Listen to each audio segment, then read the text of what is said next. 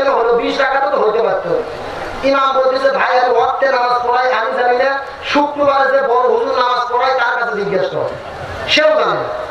শুক্রবার ইমামকে জিজ্ঞাসা করলাম, আচ্ছা হুজুর বলেন তো নামাজ কেন 17 রাকাত হলো? তখন হুজুর আমাকে কি বলে আপনারা জানেন?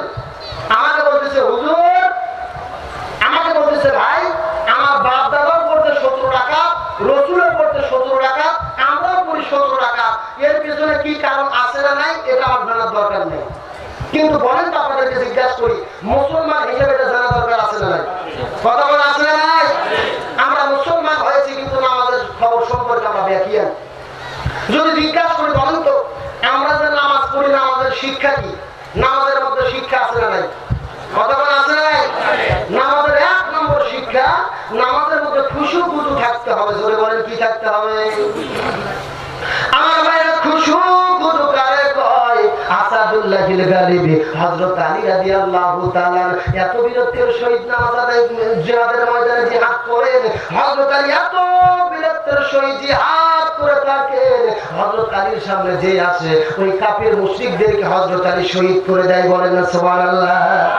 ওই কাফির মুশরিকদেরকে পৃথিবী থেকে বিদায় করে দেয়। সমস্ত কাফির মুশরিক কুরাইশরা চিন্তা করলেন হযরত আলী যতদিন পৃথিবীতে বেঁচে আছে ততদিন আমরা জিহাদের ময়দানে জয়লাভ করতে পারবো না, যুদ্ধের ময়দানে আমরা জয়লাভ করতে পারবো না। যুদ্ধের ময়দানে যদি জয়লাভ করতে হয় হযরত আলীকে পৃথিবী থেকে বিদায় করতে হবে। সমস্ত সাহাবায়ে কিরাম ডাক দিয়ে বলে তোমরা যদি আলীকে বিদায় করতে চাও, আলীকে কিভাবে পৃথিবী থেকে বিদায় করে দেবে? হযরত আলীর সামনে যেই যায় হযরত আলী তো তাকে পৃথিবী থেকে বিদায় করে দেয়। বলেন না মারহাবা? হযরত আলী তো পৃথিবী থেকে বিদায় করে দেয়। সমস্ত কাফির মুশরিক কুরাইশরা চিন্তা করলেন হযরত আলীর সামনে থেকে মারা যাবে না, হযরত আলীকে পেছন দিক থেকে মারতে হবে। জোরে বলেন না নাউজুবিল্লাহ? সবাই চিন্তা করলেন হযরত আলীকে পেছন দিক থেকে কেমন ভাবে মারা যায়? পেছন দিক থেকে তো সব সময় মুসলমানরা থাকে। সমস্ত কাফির মুশরিক কুরাইশরা চিন্তা করলেন হযরত আলীকে যদি পৃথিবী থেকে বিদায় করতে হয় হযরত আলীর পেছন দিকে থাকতে হবে। পেছন দিকে যেহেতু মুসলমানরা থাকে, হযরত আলীকে পেছন থেকে বিদায় করার জন্য মুসলমানদের মধ্যে 2 জন মানুষকে মুসলমান সেজে থাকতে হবে। জোরে বলেন কি থাকতে হবে? মুসলমানদের মধ্যে মুসলমান সেজে থাকতে হবে। 2 জন কাফের রাসূলের কাছে চলে গেলেন হযরত আলীকে পৃথিবী থেকে বিদায় করে দেওয়ার জন্য। আমার রাসূলের হাতে হাত রেখে কালিমা পড়লেন। বলেন না সুবহানাল্লাহ? এখন আপনাদেরকে জিজ্ঞাসা করি, বলেন তো এই 2 জন কাফের যে আমার হযরত আলীকে বিদায় করার জন্য রাসূলের হাতে হাত দিয়ে কালিমা পড়েছেন, এই 2 জন কাফের কি কালিমা পড়ার জন্য জান্নাতে যাবে? যাবে কি? অনেকে ধারণা শুধু কালিমা পড়লে জান্নাত। আমার ভাইরা শুধু কালিমা পড়লে জান্নাত পাওয়া যায় না। তার কারণ হলো মনোযোগ দিয়ে শোনেন। আপনার ইন্ডিয়া ভারতের কোন ঘটনা বলবো না, আমার বাংলাদেশের ঘটনা। আমার বাংলাদেশের পাকিস্তানের মধ্যে যখন যুদ্ধ শুরু হয়েছিল 1971 সালে যখন স্বাধীনতার যুদ্ধ চলে, আমাদের বাংলাদেশের যেই হিন্দুগুলো ছিলেন ওই হিন্দুগুলো কয়েকদিন ভয়তে তারা মুসলমান সাধারণ জন্য দাড়িগুলোকে সেট না করে দাড়িগুলোকে বড় করেছে, মাথায় তারা টেকি করে টুকি পরেছে, পরনে লুঙ্গি করে ধুতি পরে ধুতি বাদ দিয়ে লুঙ্গি পরেছে। ওই মুসলমানদের মধ্যে মুসলমান সাধার চেষ্টা করেছে, তার কারণ তারা জীবন বাঁচাইতে চায়। এমন সময় পাকিস্তানের সেনাবাহিনী এসে বাংলাদেশে হিন্দুদেরকে বলছে তোমকে খাই, বলে হাম মুসলমান, বলে মুসলমান হও তো কালেমা বাতাও। সঙ্গে সঙ্গে হিন্দুগুলো বলছে লা ইলাহা ইল্লাল্লাহ মুহাম্মাদুর রাসূলুল্লাহ। তখন পাকিস্তানের সেনাবাহিনী বলে এ তো খাঁটি মুসলমান, খাঁটি মুসলমান, এই বলে হিন্দুদেরকে ছেড়ে দিয়েছে। আর হিন্দুগুলো মনে মনে ভাবছে আমরা খাঁটি মুসলমান নাকি, দেশটা স্বাধীন হয়ে দেখুক তখন তোরা বুঝতে পারবি আমরা কোন মাল। কথাটি বুঝেন না? আমার দেশ স্বাধীন হয়ে গেল, সঙ্গে সঙ্গে হিন্দুরা মাথা থেকে টুপি করে থেকে পড়েছে, পরন থেকে ধুতি করে লুঙ্গি করে ধুতি পড়েছে। আবার তারা দাড়িগুলো কেটে একবার টনটনা টন তেল তেলা তেল তেলা বরাবর টুনটুন টুনটুন। এখন আমি আপনাদেরকে জিজ্ঞাসা করি, বলেন তো শুধুমাত্র কালেমা পড়লে যদি জান্নাতে যাওয়া যায়, বাংলাদেশের স্বাধীনতার যুদ্ধের সময় যে হিন্দুগুলো কালেমা পড়েছে এই হিন্দুগুলো কি কালেমা পড়ার জন্য জান্নাতে যাইতে পারবে? না। কথা বলে যাইতে পারবে? তার কারণ গত বছরের ঘটনা। আমি ঢাকা থেকে আমাদের খুলনা বিভাগে মাহফিলে যাচ্ছি, ট্রেনে চলে মাহফিলে যাচ্ছিলাম। এই বৈশাখ মাসের কালো মেঘ এসে ঝড় শুরু হয়ে গেল। ঝড়টা টেন্টে একটা দোলা শুরু করলেন, টেন্টটা দোলা শুরু করলেন। এমন সময় আমার পাশে বসেছিল দুইটা হিন্দু, আমার বাস্তব নিজের ঘটনা বলতেছি। হিন্দু দুইটা আমাকে বলতেছে, হুজুর অবস্থা খুবই খারাপ, আপনি আজান দেন, আজান দেন। আমি বললাম, কে রে? তোমরা হলে হিন্দু, হরে কৃষ্ণ হরে রাম, ভগবান ঠাকুর, তোমাদের ভগবান কি ঝড় থামাইতে পারে না? আমাকে বলতেছে, হুজুর ভগবান পারে, তবে সব জায়গায় পারেন, আপনি আজান দেন। এই কথা শুনে প্রথমে আজান দেওয়া হলো, ঝড় কিছুটা কমে গেল, দ্বিতীয়বার আজানে ঝড় থেমে গেল। সুবহানাল্লাহ বলেন।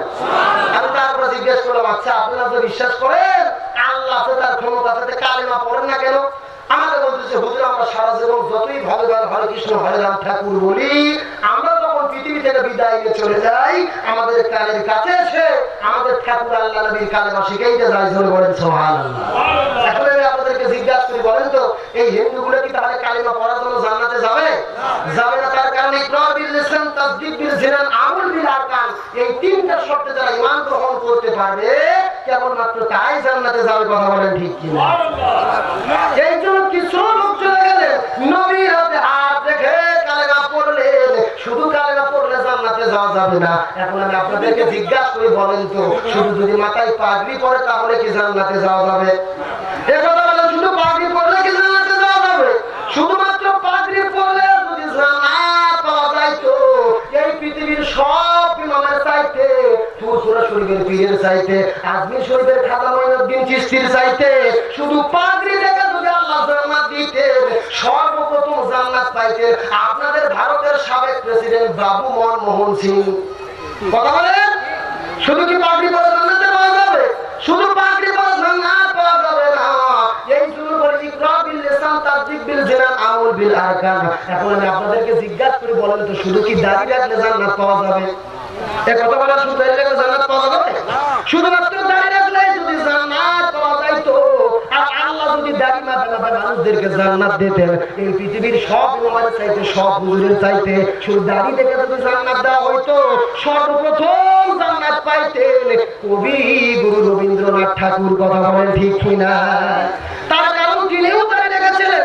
আমার ভাইরা, আমি এখানে বিভেদ করতে আসি নাই। হিন্দুরাও আমার ভাই, খ্রিস্টানরাও আমার ভাই। যারা তাদের ধর্ম পালন করবে, কারো ধর্মের বিরুদ্ধে আমাদের কোনো কথা নাই। কিন্তু আমি মনোযোগ দিয়ে বলতে চাই, মনোযোগ দিয়ে শুনে নেন মুসলমান, শুধু দাড়ির নাম ইসলাম নয়, শুধু টুপির নাম ইসলাম নয়, শুধু পাগড়ি পরার নাম ইসলাম নয়। ইসলাম হলো ইকরার বিল লিসান, মুখ দিয়ে বলতে হবে, তাসদীক বিল জিনান, আমলে অন্তরে বিশ্বাস করতে হবে, আমল বিল আরকান, আর কাজের মাধ্যমে যারা প্রমাণ করতে পারবে কেবল তারাই আল্লাহর জান্নাতে যাবে। বলেন না সুবহানাল্লাহ।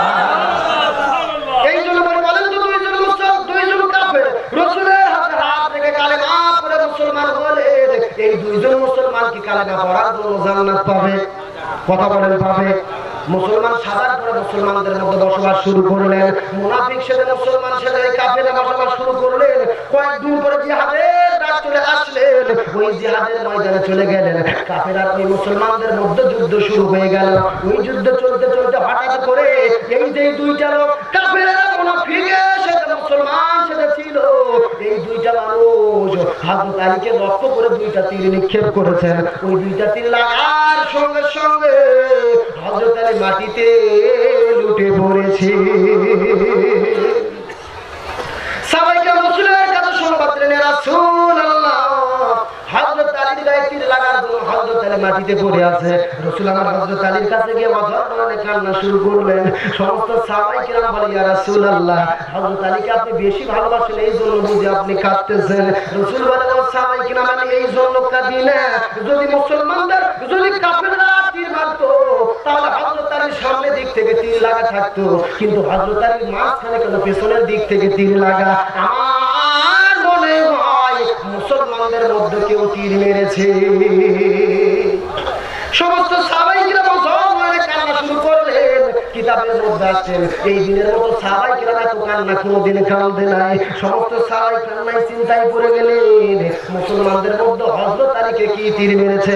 এমন সময় রাসূল ডাকতে বললেন, সাহাবায়ে কিরাম, তোমরা মনোযোগ দিয়ে শুনে নাও, কিয়ামত পর্যন্ত ইহুদি খ্রিস্টানরা মুসলমানদের তেমন বেশি ক্ষতি করতে পারবে না, কিন্তু মুসলমানদের তারাই সবচেয়ে বেশি ক্ষতি করবে যারা মুসলমানদের মধ্যে মুনাফিক সেজে থাকবে।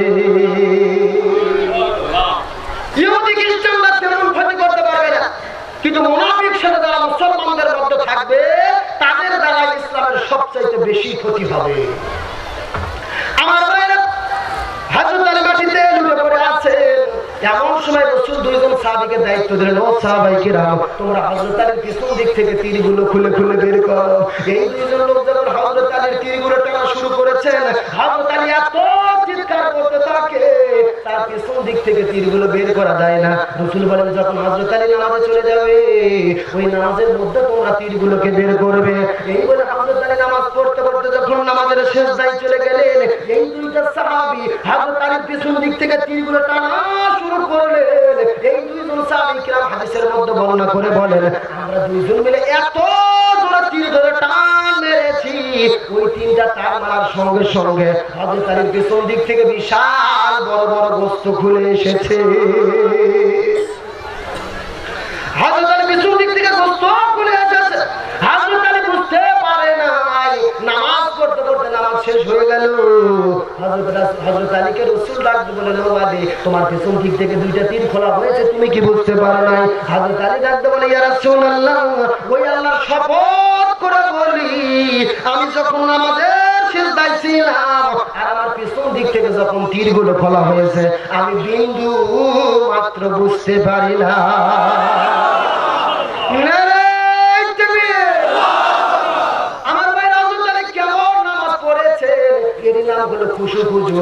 নামাজের প্রথম নম্বর শিক্ষা হলো নামাজের মধ্যে খুশু খুজু থাকতে হবে। নামাজের মধ্যে তীর থেকে তীর খোলা আমরা বুঝতে পারি না। আমরা এমন নামাজি, নামাজ পড়ে নামাজের মধ্যেই দোকানের হিসাব করে, এরকম মুসল্লি আছে না? নামাজ পড়ে দোকানের হিসাব করে, সারাদিন যে কথাগুলো মনে না পড়ে, নামাজে দাঁড়ালে সব কথা একটা একটা করে মনে হয়। এইরকম মুসল্লি আছে না? কথা বলা আছে না? আমার বাইরে এই জন্য মনোযোগ দিয়ে শোনেন, আপনাদেরকে আর বেশিক্ষণ কষ্ট দেবো না, অল্প কিছু সময় আপনাদেরকে ডিস্টার্ব করবো। এই জন্য আমাদের প্রথম নম্বর শিক্ষা, আমাদের খুশি খুশি থাকতে হবে। 2 নম্বর, ও ভারতের মুসলমান, আপনাদেরকে বলি একটু মনোযোগ দিয়ে শোনেন তো। আপনাদের গ্রামের সবচাইতে যে মানুষটা গরিব, যে মানুষের বাড়িতে খাওয়ার মতো কোনো কিছু নাই, কোনো মানুষ যদি 3 দিন ধরে না খেয়ে থাকে, আর এই মানুষকে কোনো হিন্দু যদি যায় বলে, আমি তোমাকে বিশাল বড় খাবার দেবো, টাকা দেবো, আমার পায়ে তুমি সেজদা করো, তাহলে এই মুসলমানটাকে হিন্দুর পায়ে সেজদা করবে? এই কথা বলেন, করবে? এটাই আমাদের শিক্ষা। প্রয়োজনে না খেয়ে খেয়ে মরে যাবো, কুরবানি করবো, কিন্তু আল্লাহ ছাড়া আর কারো কাছে এই মাথা আমরা অবনত।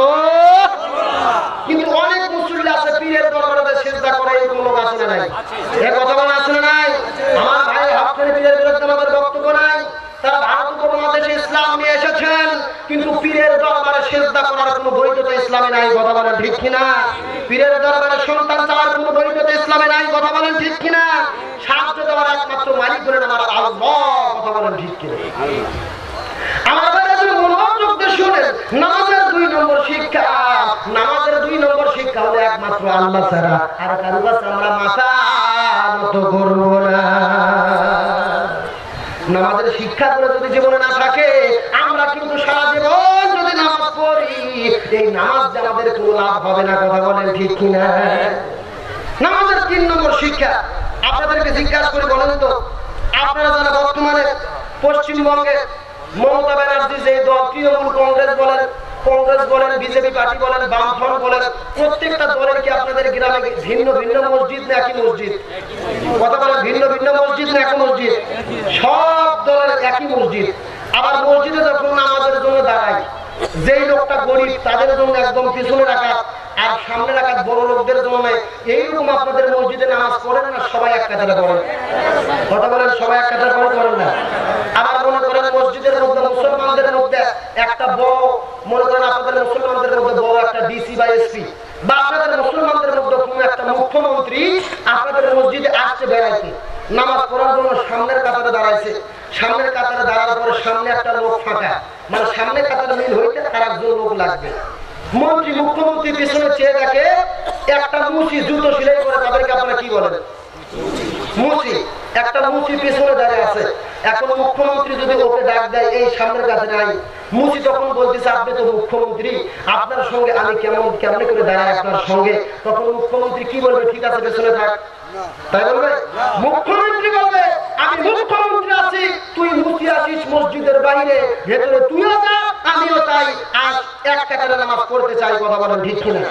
তারপরে সামনের কাতারে চলে আসবে, মুসিটা দেখবেন একবারে কাতার ছেড়ে পেছন দিকে আসতেছে, মুখ্যমন্ত্রী সামনে বলেন পিছনের দিকে চলে যায়, মুখ্যমন্ত্রী ডাকতে বলে মুসি সামনে এসো, কাতার বোঝো না, কাতার সোজা করো। মুসি বলতেছে হুজুর স্যার আমার তো ফাটা পাও, জোরে বলেন কি পাও? ফাটা পাও, পায়ে তেল দেয় না, শীতের সময় আপনাদের এলাকায় পা ফাটে না, এই কথা বলেন পা ফাটে না। মুসি বলতেছে স্যার আমার তো ফাটা পা, আপনার কাছে কেমনে দাঁড়ায়? মুখ্যমন্ত্রী ডাকতে বলে তোমার পা ফাটা হোক তেল তেল হোক এটা আমার কোনো দেখার বিষয় নয়, আমি মুখ্যমন্ত্রী, তুমি মুসি আছো মসজিদের বাইরে, মসজিদের মধ্যে তুমিও যা আমিও তাই, এসো এক কাতারে নামাজ পড়তে চাই, কথা বলেন ঠিক কিনা? এখান থেকে আমাদের শিক্ষা হলো আমরা মসজিদের বাইরে যে দল করি, তৃণমূল কংগ্রেস করি, বিজেপি করি, বামফ্রন্ট করি, ফুরফুরা শরীফ করি, চরমনাই করি, আমরা যেই দল করি না কেন আমরা মসজিদের মধ্যে আমরা সকলে এক দল, কথা বলেন ঠিক কিনা? আমাদের পরিচয় ফুরফুরা থাকতে পারে, আমাদের পরিচয় আজমির শরীফ থাকতে পারে, আমাদের ফুরফুরা দেওবন্দি থাকতে হবে, কিন্তু আমাদের কখনো ভুলে গেলে চলবে না আমাদের মার্কা হলো কোরআন, আর আমাদের সকলের পরিচয় হলো আমরা মুসলমান, কথা বলেন ঠিক কিনা? ও মুসলমান যতটুকু আমি ইন্ডিয়াতে এসে বুঝলাম, এই ইন্ডিয়াতে সমস্ত মুসলমানরা যদি আপনারা ঐক্যবদ্ধ হতে না পারেন, আজকে বলা হচ্ছে গো হত্যা বন্ধ করতে হবে, আপনারা যদি পরস্পর বিচ্ছিন্ন হয়ে যান এমন সময় আসতে পারে, ঘোষণা আসতে পারে মসজিদে নামাজ পড়া বন্ধ করতে হবে, কথা বলেন ঠিক কিনা? সুতরাং ইঙ্গিত দিয়ে গেলাম, এখনই হুঁশিয়ারি হয়ে যান, দলাদলি করার সময় নাই, আমাদের মধ্যে বিভেদ করার সময় নাই, ভারতে যেগুলো মুসলমান আছি আমাদের সবাইকে একদল হয়ে থাকতে হবে। আল্লাহ তাআলা আমাদের সবাইকে কবুল দান তৌফিক দান করুক, সকলে বলেন আমিন। এই জন্য আমাদের শিক্ষা গ্রহণ করতে হবে। আমি আপনাদের মধ্যে বলতেছিলাম, বলেন তো নামাজ ফজরের হলো 2 রাকাত, যোহরের হলো 4 রাকাত, আসরের হলো 4 রাকাত, আবার মাগরিবের 3 রাকাত, এশার নামাজ 4 রাকাত। এর পেছনে বিশাল কয়েক 5টা কারণ আছে। এই 5টা কারণ যদি আপনাদেরকে আমি বলতে চাই, আপনারা কি মন খারাপ করবেন? চলে যাবেন? আচ্ছা আমি বাংলাদেশ থেকে আসছি, আপনাদের এলাকায় নতুন, আমার কথা কি বুঝতে সমস্যা হচ্ছে? আপনারা কি বুঝতে পারতেছেন? আলোচনার বিষয় ফজর কেন 2 রাকাত হলো, যোহর আসর এশা কেন 4, মাগরিব কেন 3, এটা আমাদের জানা দরকার আছে না নাই? কথা বলেন মুসলমান হিসেবে জানা দরকার আছে না নাই? আমার ভাইরা ফজর নামাজ কেন 2 রাকাত হলো, এই আলোচনা যদি জানতে চাই সর্বপ্রথম আপনাদেরকে প্রশ্ন করব, বলেন তো আমাদের একজন আদি পিতা আছে, আদি পিতার নাম কি? ওয়া ইয ক্বালা রাব্বুকা লিল মালাইকাতি ইন্নী জাইলুন ফিল আরদি খলিফান ক্বালু আতাজআলু ফিহা মান ইউফসিদু ফিহা ওয়া ইয়াসফিকু দিমা ওয়া নাহনু নুসাব্বিহু বিহামদিকা ওয়া নুকাদ্দিসু লাকা ক্বালা ইন্নী আ'লামু মা লা তা'লামুন। সুবহানাল্লাহ। আর জোরে বলেন না সুবহানাল্লাহ।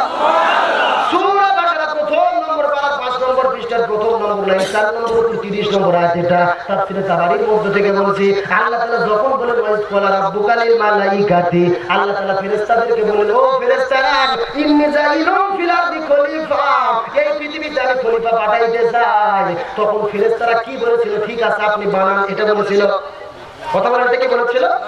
এটা বলেন ফেরেশতা বলেন আল্লাহ আপনি পৃথিবীতে কি এমন জাতি পাঠাইবেন যারা ঝগড়া করবে, বিবাদ করবে, যারা পৃথিবীতে রক্তপাত করবে, এই সমস্ত জাতি আপনাদের পাঠানোর দরকার নাই, বরং আমরাই আপনার জিকির করি। এমন সময় আল্লাহ তাআলা ডাকতে বলে ও ফেরেশতারা ইন্নী আ'লামু মা লা তা'লামুন, আমি আল্লাহ তাআলা যা জানি তোমরা তা জানো না, বলেন না সুবহানাল্লাহ। আল্লাহ তাআলা সৃষ্টি করলেন, ওই সৃষ্টি করার পরে জান্নাতের মধ্যে যখন রেখে দিলেন, আল্লাহ তাআলা বলেন ওয়াইকুল্লা লিল মালাইকাতি, আল্লাহ তাআলা ফেরেশতাদেরকে বলেন উসজুদু লি আদম, তোমরা আদমকে সিজদা করো, ফাসাজাদু ইল্লা ইবলিস, সবাই মিলে সিজদা করলেন কিন্তু ইবলিস সিজদা করলেন না। আবা মুস্তাকবার, সে অস্বীকার করলেন, তাকব্বুরি করলেন, আর আল্লাহর এক হুকুম বরখিলাফ করার কারণে ওয়া কানা মিনাল কাফিরিন, সে কাফির হয়ে গেল, বলেন না নাউজুবিল্লাহ। আল্লাহ বলেন সিজদা করো, কিন্তু সবাই সিজদা করলেন। ফেরেশতাদের সর্দার ছিলেন আযাজিল, তিনি সিজদা করলেন না, তিনি শয়তান হয়ে গেলেন, বলেন নাউজুবিল্লাহ। তাহলে সর্বপ্রথম যে আল্লাহর হুকুম অমান্য করছে সে নেতা ছিল না কর্মী ছিল? এজরে বলেন নেতা ছিল না কর্মী ছিল?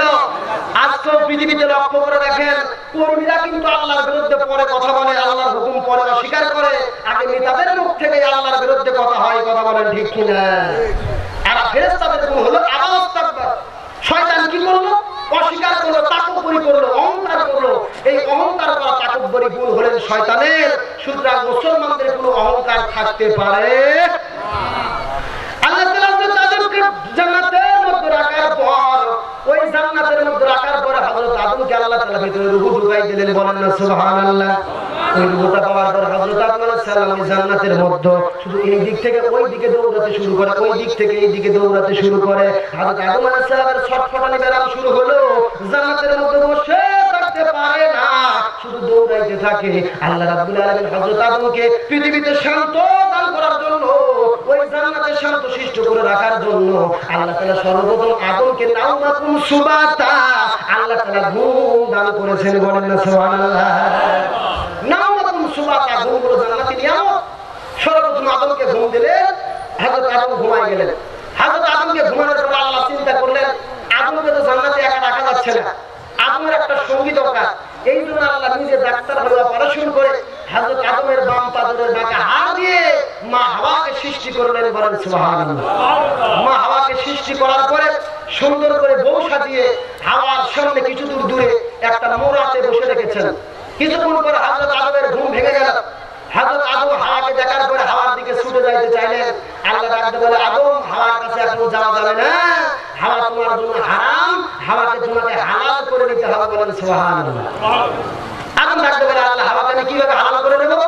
আল্লাহ বলে, আদম, হাওয়ার কাছে আগেই যাওয়া যাবে না, হাওয়ার সঙ্গে তোমার আগে বিবাহ সংগঠিত করতে হবে, সুবহানাল্লাহ। আদম বলে, আল্লাহ ঠিক আছে, বিয়ে করাই দাও। আল্লাহ বলে, বিয়ে করতে চাইলেই হবে না, মোহরানা আদায় করতে হবে। জোরে বলেন, কি করতে হবে?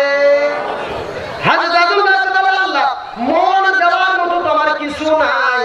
আল্লাহ তাআলা ডাকতে বলে, ও আদম, এই পৃথিবীতে শেষ জামানায় আমি একটা নবী পাঠাবো, যার নাম হলেন মুহাম্মদুর রাসূলুল্লাহ সাল্লাল্লাহু আলাইহি সাল্লাম। এই নবীর প্রতি তুমি দরুদ পাঠ করো। কিতাবের মধ্যে আছে হযরত আদম 1 নয় 2 নয় 10 বার নবীর প্রতি দরুদ পাঠ করলেন। আর এই দরুদকে আল্লাহ তাআলা কবুল করে নিয়ে মোহরানা হিসেবে কবুল করেছেন, বলেন না সুবহানাল্লাহ। হযরত আদম সর্বপ্রথম বিয়ে করলেন মোহরানা দিয়ে। এখন যদি আপনাদেরকে জিজ্ঞাসা করি, বলেন তো 100% মোহরানা দিয়েছেন এইরকম লোক কে আছেন? হাত তোলেন তো। যে মোহরানা যা বাজেছি সব কিছু দিয়েছে, এরকম কে আছেন? বিয়ের সময় দেখবেন বলে যে 1 লক্ষ টাকা দেন মোহরানা, তার মধ্যে নাকফুল বাবদ 500 টাকা নগদ, আর অবশিষ্ট টাকা বাকি রাখিয়া সরাসরি মোতাবেক মুহাম্মাদি শরীয়তের মোতাবেক কবুল করলাম। এইরকম কি আপনাদের কলকাতায় বলে? এই কথা বলে কি বলে না বিয়ে করানোর সময়? কেরে ভাই, যদি আপনি যৌতুক নিলেন, মোহরানা আদায় করলেন না, তাহলে রাসূলের শরীয়ত থাকলো কোথায়? রাসূলের শরীয়ত হলো মোহরানা আগে দিতে হবে, তারপরে বিয়ে করতে হবে। আর আমরা বলতেছি না, মোহরানা পরে, আগে যৌতুক পরে বিয়ে। এইরকম আছে না নাই? এই কথা বলা আছে না নাই? আল্লাহ রাব্বুল আলামিন বলেন, ওয়া ইয়াবতাগি গায়রাল ইসলামি দীনান ফালান ইউকবাল মিনহু ওয়া হুয়া ফিল আখিরাতি মিনাল খাসিরিন। সূরা ইমরান 3 নম্বর পারা 20 নম্বর পৃষ্ঠা 4 নম্বর লাইন 85 নম্বর আয়াত তাফসীরে তাবারীর মধ্যে বলছে, যে ব্যক্তি ইসলামের নিয়ম বাদ দিয়ে কোনো কিছু করবে, আল্লাহ তাআলা সেটা গ্রহণ করবেন না। জোরে বলেন নাউযুবিল্লাহ। তাহলে এখন আপনারা যদি যৌতুক নিয়ে বিয়ে করেন, যৌতুক হচ্ছে হিন্দুদের প্রথা। হিন্দুরা একবারে মেয়েদেরকে যা দেওয়ার দিয়ে দেয়, বাবা মা মরার পরে কোনো সম্পদ পায় না, এই জন্য তারা যৌতুক দেয়। কিন্তু আপনারা মুসলমানরা যে যৌতুক নিয়ে বিয়ে করলেন, এই বিয়ে কি আল্লাহর কাছে কবুল হবে? এই কথা বলেন, কবুল হবে? আর যে বাকি রেখে মোহরানা শোধ করলেন না, মা বোনদের পক্ষে ওয়াজ করতেছি, কিয়ামতের দিন আপনার যদি ঘোষণা হয়ে যায় জান্নাত, কিন্তু আপনার স্ত্রী যদি আল্লাহর কাছে ডাক দেয়, বলে, আল্লাহ, আমার তো মোহরানা বাকি ছিল, আমার মোহরানা বাকি কি হবে? তখন আল্লাহ তাআলা আপনার জান্নাতে যাওয়া ক্যান্সেল করে দেবেন, কিতাবের মধ্যে আসছে। এই জন্য মোহরানা 100% পরিশোধ করতে হবে। কিন্তু আমরা মোহরানা না দিয়ে যৌতুক নিয়ে বিয়ে করি। যৌতুক নিয়ে বিয়ে কে কে করছেন? একটু হাত তুলেন তো দেখি। কারা কারা যৌতুক নিচ্ছেন? একজনও নেন নাই। আমি তো দেখতেছি কলকাতার লোক সব আমরা বলি, তাহলে বাংলাদেশের সব মেয়েদেরকে এখন পার করে দিতে হবে আপনাদের মেদিনীপুর কলকাতায়, যে যৌতুক লাগে না আপনাদের এলাকাতে। আমার মনোযোগ দিয়ে শুনেন। আচ্ছা, যৌতুক কি আপনারা বোঝেন নাই? কোন যেটা নাই নাকি যৌতুক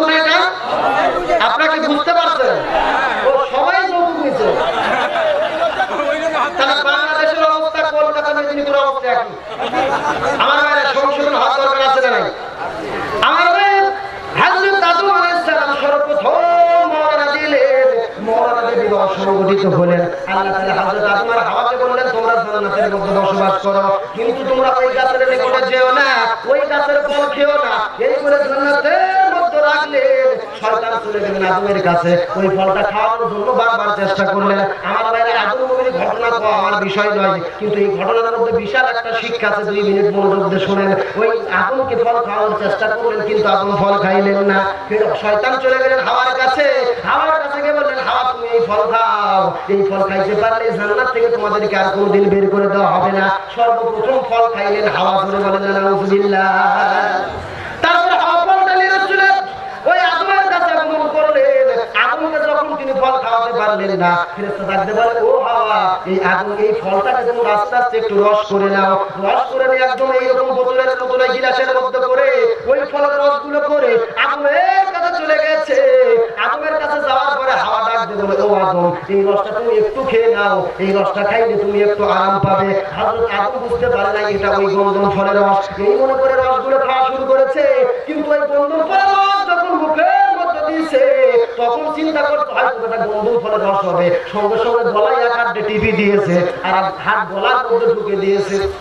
যেই চিন্তা করছে এটা গন্ধম ফলের রস হবে, এমন এক টিপি মারছে। এই যে ছেলে মানুষের গলা কিন্তু এই জায়গায় উঁচু উঁচু আছে না নাই? এর কারণ হলো আমাদের পিতা জান্নাতের মধ্যে এখানে একটা জোরে টিপি দিয়েছিলেন, আর মুখের মধ্যে হাত দিয়েছিলেন রসগুলো বের করার জন্য।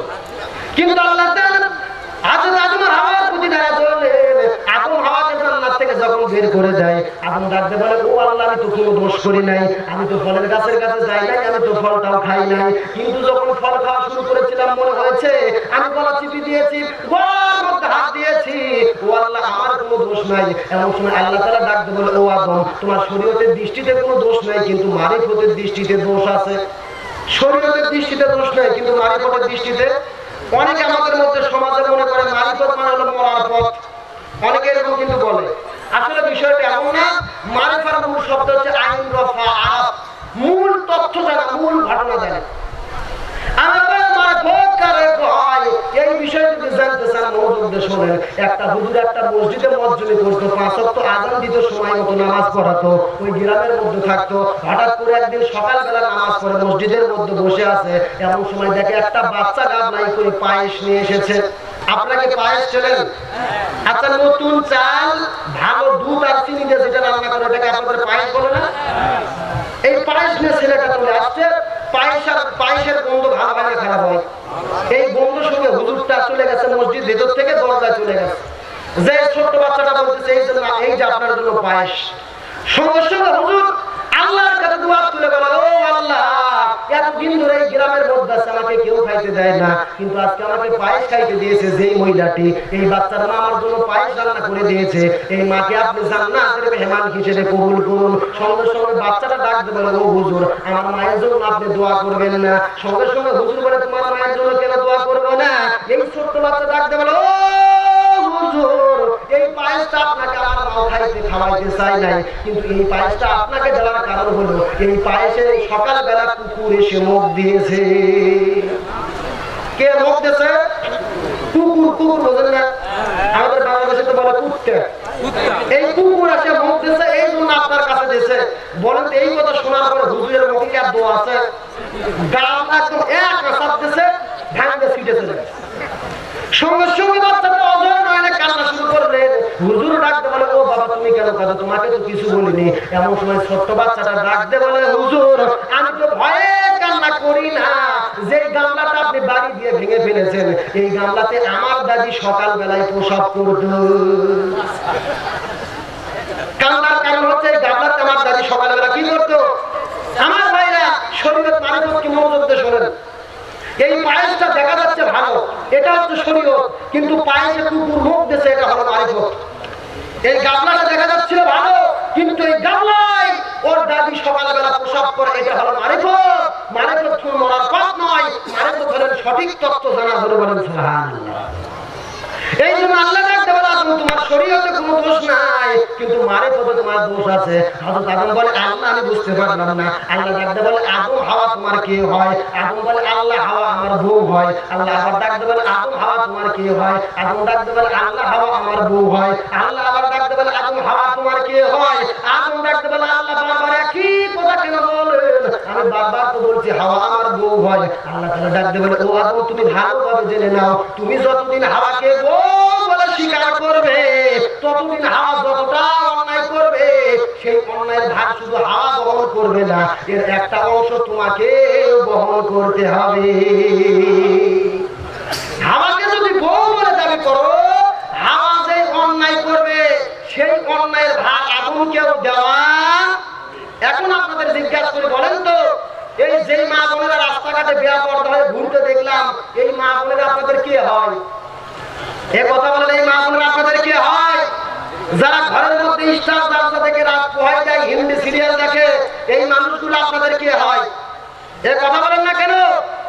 যতদিন পর্যন্ত স্ত্রীকে স্ত্রী হিসেবে স্বীকার করবেন, এই স্ত্রী স্টার জলসা দেখার জন্য, হিন্দি সিরিয়াল দেখার জন্য যতটা পাপ হবে, শুধু আপনার স্ত্রীর একা পাপ হবে না, আপনার স্ত্রী জাহান্নামে তো যাবে, আপনাকে সঙ্গে করে নিয়ে জাহান্নামে চলে যাবে। বলেন নাউযুবিল্লাহ। এই জন্য বলছি, শুধু নিজে ঠিক হতে হবে না, স্ত্রীদেরও ঠিক করতে হবে। আল্লাহ তাআলা আমাদেরকে কবুল করুক, সকলে বলেন আমিন। সবাই জন্য শরীফ পড়েন, আল্লাহুম্মা সাল্লি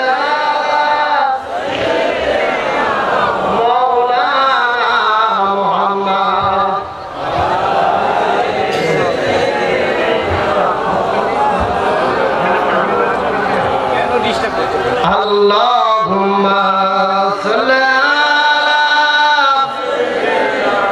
Mawlana Muhammad wa ali sayyidina। এই জন্য আল্লাহ ডাকতে বলে, আদম তোমার কে হয়? রাসূল হাদিস শরীফের মধ্যে বলেন, দাইসুলা তাদখুলুল জান্নাহ, দাইস কখনো জান্নাতে যাইতে পারবে না। এমন সময় সমস্ত সাহাবায়ে কিরাম ডাকতে বলে, ইয়া রাসূলুল্লাহ, দাইস কি কোনো মেয়ের নাম? আল্লাহ ডাকতে বলে, সাহাবায়ে কিরাম, রাসূল ডাকতে বলে, সাহাবায়ে কিরাম তুমি ভালোভাবে জেনে নাও, দাইস কোনো মহিলা নয়, দাইস হলেন ওই সমস্ত পুরুষ যাদের অধীনস্থ মা বোনেরা পর্দা করে না। জোরে বলেন নাউযুবিল্লাহ। এই জন্য পর্দার দরকার আছে না নাই? আজকের মা বোনেরা তো স্টার জলসা, জি বাংলা, আপনাদের কলকাতায় মনে হয় নাই? আছে নাকি? আমাদের বাংলাদেশের যে অবস্থা রে ভাই, আমাদের মা বোনেরা প্রয়োজনে 3 দিন না খেয়ে থাকবে, তাও স্টার জলসার সিরিয়াল দেখা বন্ধ করতে চায় না। এই যে কেরম মালা বোঝে না, সে বোঝে না, তুমি আসবে বলে চোখের তারা তুই নতুন করে শুরু হয়েছে, অহনা আছে না নাই? কথা বলেন আছে না নাই? এইগুলো সিরিয়াল মা বোনেরা দেখে, আর নিজেদের চরিত্রের সঙ্গে মিল করে। বাসায় গেছে স্বামী, এমন সময় নিয়ে ডাকতে বলে, বাবা তুমি জানো না আমি হয়েছি কেরম মালা, তোমার বউ হয়েছে কটকটি। কথা বলেন, এরকম ঘটনা ঘটতেছে কিনা? এই যে আপনাদের কলকাতা থেকে আমি আসার সময় দেখলাম, রাস্তাটা থেকে হঠাৎ করে এক জায়গায় মানুষ লাইন দিয়ে দাঁড়িয়ে আছে 10টার দিকে। আমি মশহুর ভাইয়ের সঙ্গে আরো কয়েকজন ছিলাম, জিজ্ঞেস করলাম, আচ্ছা এই মানুষগুলো দাঁড়িয়ে আছে কেন? বলতেছে এই মানুষগুলো হলে সিনেমা দেখার জন্য দাঁড়িয়ে আছে। আমি বললাম সিনেমা হবে কয়টায়? বলতে শুরু হবে 12টায়, আর লাইনে দাঁড়িয়ে আছে 10টায়। আমি বললাম এই মানুষগুলো কি হিন্দু? বলতে হুজুর শুধু হিন্দু নয়, মুসলমানদের ছেলে মেয়েরাও গিয়ে হলে ছবি দেখার জন্য লাইন ধরে দাঁড়িয়ে আছে। আমার ভাইরা যারা মুসলমান দাবি করবে, তারা কোনোদিন হলে যায় ছবি দেখতে পারে না। কথা বলেন ঠিক কিনা? যারা মুসলমান দাবি করবে, তাদের স্ত্রী সন্তান কোনোদিন বেপরদায় থাকতে চায় পারে না। কথা বলেন ঠিক কিনা? আমার মা বোনদের জন্য পর্দার আলোচনা করবো আর অল্প কিছু সময় পর ইনশাআল্লাহ। এই জন্য আল্লাহ হযরত আদম আর হাওয়াকে জান্নাত থেকে বের করে দিলেন। দীর্ঘদিন ধরে আদম আর হাওয়া আল্লাহর কাছে কাঁদতে থাকলেন। সবাই বলেন রব্বানা যালামনা আনফুসানা ওয়া ইন লাম তাগফির লানা ওয়া তারহামনা লানাকুনান্না মিনাল খাসিরিন। সবাই একসঙ্গে বলেন রব্বানা যালামনা আনফুসানা ওয়া ইন লাম তাগফির লানা ওয়া তারহামনা লানাকুনান্না মিনাল খাসিরিন। এক নয় দুই কত বছর ধরে আদম আর হাওয়া এই দোয়াটা পড়া শুরু করলেন। পড়তে পড়তে একসময় হযরত আদম আলাইহিস সালামের মনে পড়ে গেল, ওই যে জান্নাতের মধ্যে আল্লাহ তাআলা একটা নবীর উপরে আমাকে দরুদ পড়ে নিয়েছিলেন। এই চিন্তা করে আমাদের নবীর ওসিলা করে হযরত আদম আল্লাহর কাছে দোয়া করলেন। হযরত আদম আর হাওয়া দোয়া আল্লাহ তাআলা কবুল করে তাদের সাক্ষাতের ব্যবস্থা করে দিলেন। বলেন না সুবহানাল্লাহ। এই মা আদম আর হাওয়া একত্রিত হওয়ার পরে দুইজনে মিলে একসঙ্গে 2 রাকাত নামাজ আদায় করেছিলেন। আর এই পছন্দ হয়েছে। এই 2 রাকাত নামাজ আল্লাহ তাআলা জান্নাতের মধ্যে রিজার্ভ করে রেখেছিলেন। আমাদের নবীকে মিরাজের রজনীতে উপহার স্বরূপ আমাদেরকে দিয়েছে।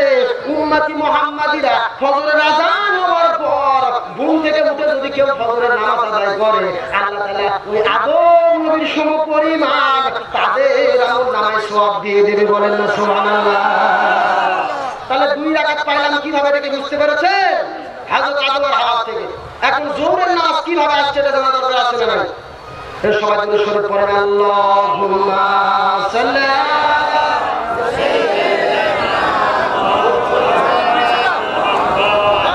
ওয়া আলা আলি সাইয়্যিদিনা। আমার জোহর কেমনে পাইলাম? আমাদের একটা জাতির পিতা ছিল, বলেন তো সেই জাতির পিতার নাম কি? জোরে বলেন না, নাম কি? মিল্লাত আবিকুম ইব্রাহিম ওয়া সাম্মাকুমুল মুসলিমিন।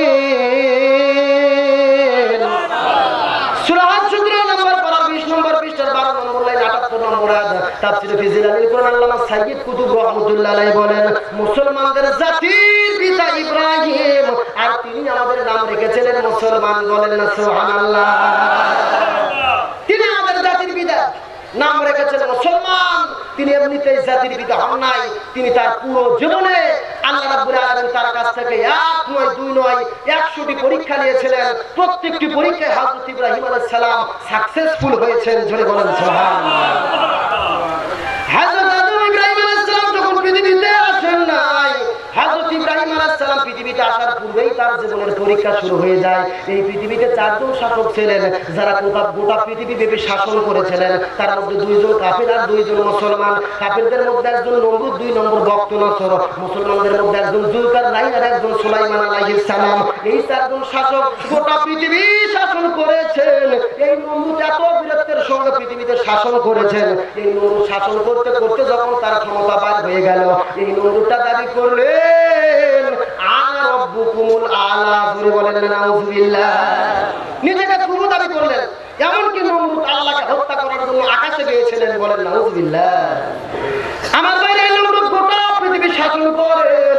তার এত বেশি ক্ষমতা, এত বেশি পাওয়ার, তার শাসন কার্য পরিচালনা করার জন্য দিক নির্দেশনা হিসেবে কিন্তু জ্যোতিষী রাখা হয়েছিল। ওই রাজ্যে কিছু জ্যোতিষী মণ্ডলী ছিলেন, তারা ভবিষ্যৎ সম্পর্কে বলে দিত যে সামনের বছরে কি হবে, নমরুদের ক্ষমতা থাকবে কি থাকবে না। এই জ্যোতিষীগুলো ভবিষ্যৎবাণী করে দিত। নমরুদ একদিন রাজপ্রাসাদে যে দেখেন এই জ্যোতিষী মণ্ডলীগুলো মন খারাপ করে বসে আছে। নমরুদ ডাকতে বলে, ও জ্যোতিষীরা তোমরা মন খারাপ করে কেন বসে আছো? এই জ্যোতিষীগুলো ডাকতে বলে, ও হুজুর, এতদিন আমরা ওই পূর্ব আকাশে একটা তারকা কোনোদিন দেখতে পারি নাই, কিন্তু কয়েকদিন যাবত পূর্ব আকাশে একটা তারকা দেখা যায়। নমরুদ ডাকতে বলে, তারকার সঙ্গে মন খারাপ করার কি সম্পর্ক? এই জ্যোতিষীগুলো ডাকতে বলে, ও নমরুদ, ওই তারকাটা আমরা সবাই গবেষণা করে দেখলাম, ওই তারকা আজ থেকে 3 দিনের মধ্যে অথবা অল্প কিছু সময়ের মধ্যে ওই তারকাটা কোন পুরুষের ঔরস থেকে মাতৃগর্ভে সন্তান আকারে ঢুকে পড়বেন। ওই পুরুষের ঔরস থেকে সন্তান আকারে কোন মাতৃগর্ভে চলে যাবেন। আর ওই সন্তানটা যদি পৃথিবীতে আসে, ওই পৃথিবীতে আসার পর ওই সন্তানের দ্বারাই আপনার রাজত্ব ধ্বংস হবে। জ্যোতিষীগুলো বলতেছে আকাশে একটা তারকা দেখা যায়, ইতিপূর্বে কখনো দেখি নাই। নমরুদ বলে, তারকাটা কি হবে? বলছে, আমরা গবেষণা করে দেখলাম এই তারকাটা অল্প সময়ের ভিতরে স্বামীর ঔরস থেকে পুরুষের স্ফুলিঙ্গের মধ্যে দিয়ে মাতৃগর্ভে চলে যাবে। আর সেই সন্তান যদি পৃথিবীতে আসে, তার দ্বারাই আপনার ক্ষমতা ধ্বংস হবে। নমরুদ বললেন, আমি তোমার ক্ষমতা ছাড়তে চাই না। জোরে বলেন, কি করতে চাই না? আমি তোমার ক্ষমতা ছাড়তে চাই না। প্রয়োজনে নতুন করে আইন করো, এই বাচ্চা আশা ঠেকাতে হবে। এই বাচ্চা আশা কি করতে হবে? আইন জারি করে দিল, কোন স্বামী স্ত্রী যেন একত্রিত হতে না পারে, কোন স্বামী স্ত্রী যেন রাতের বেলা এক জায়গায় শুইতে না পারে। আর শুইতে যদি না পারে, ফরমান জারি হয়ে গেল গোটা বিশ্বে লক্ষ লক্ষ সৈনিক ছড়িয়ে পড়লেন যেন কোন স্বামী স্ত্রী একত্রিত হতে না পারে। নতুন করে আইন তৈরি করলেন, নিজের ক্ষমতা টিকানোর জন্য নতুন আইন তৈরি করলেন। আজকেও পৃথিবীতে লক্ষ্য করে দেখবেন যারা নিজের ক্ষমতা টিকানোর জন্য নতুন নতুন আইন তৈরি করে মনে করবেন এরাই নমরুদের উত্তরসূরি। কথা বলেন ঠিক কিনা? নতুন করে আইন তৈরি করলেন, স্বামী স্ত্রী যেন এক জায়গায় হইতে না পারে, গোটা পৃথিবী হাজার হাজার সৈন্য জারি করে দিলেন যেন কোনো স্বামী স্ত্রী একত্রিত হতে না পারে। ওই নমরুদের একজন দেহরক্ষী ছিলেন, কোরআনের মধ্যে তার নাম আসছে আজর, কোন কোন বর্ণনায় তাকে তারেক বলে সম্বোধন করা হয়েছে। এই লোকটা নমরুদের দেহরক্ষী ছিলেন। এইরকম বিশাল একটা চেয়ারে নমরুদ বসে থাকতো, এই চেয়ারের পাশে ওই দেহরক্ষীটাও বসে থাকতো, যার নাম হলেন আজের কিংবা তারক।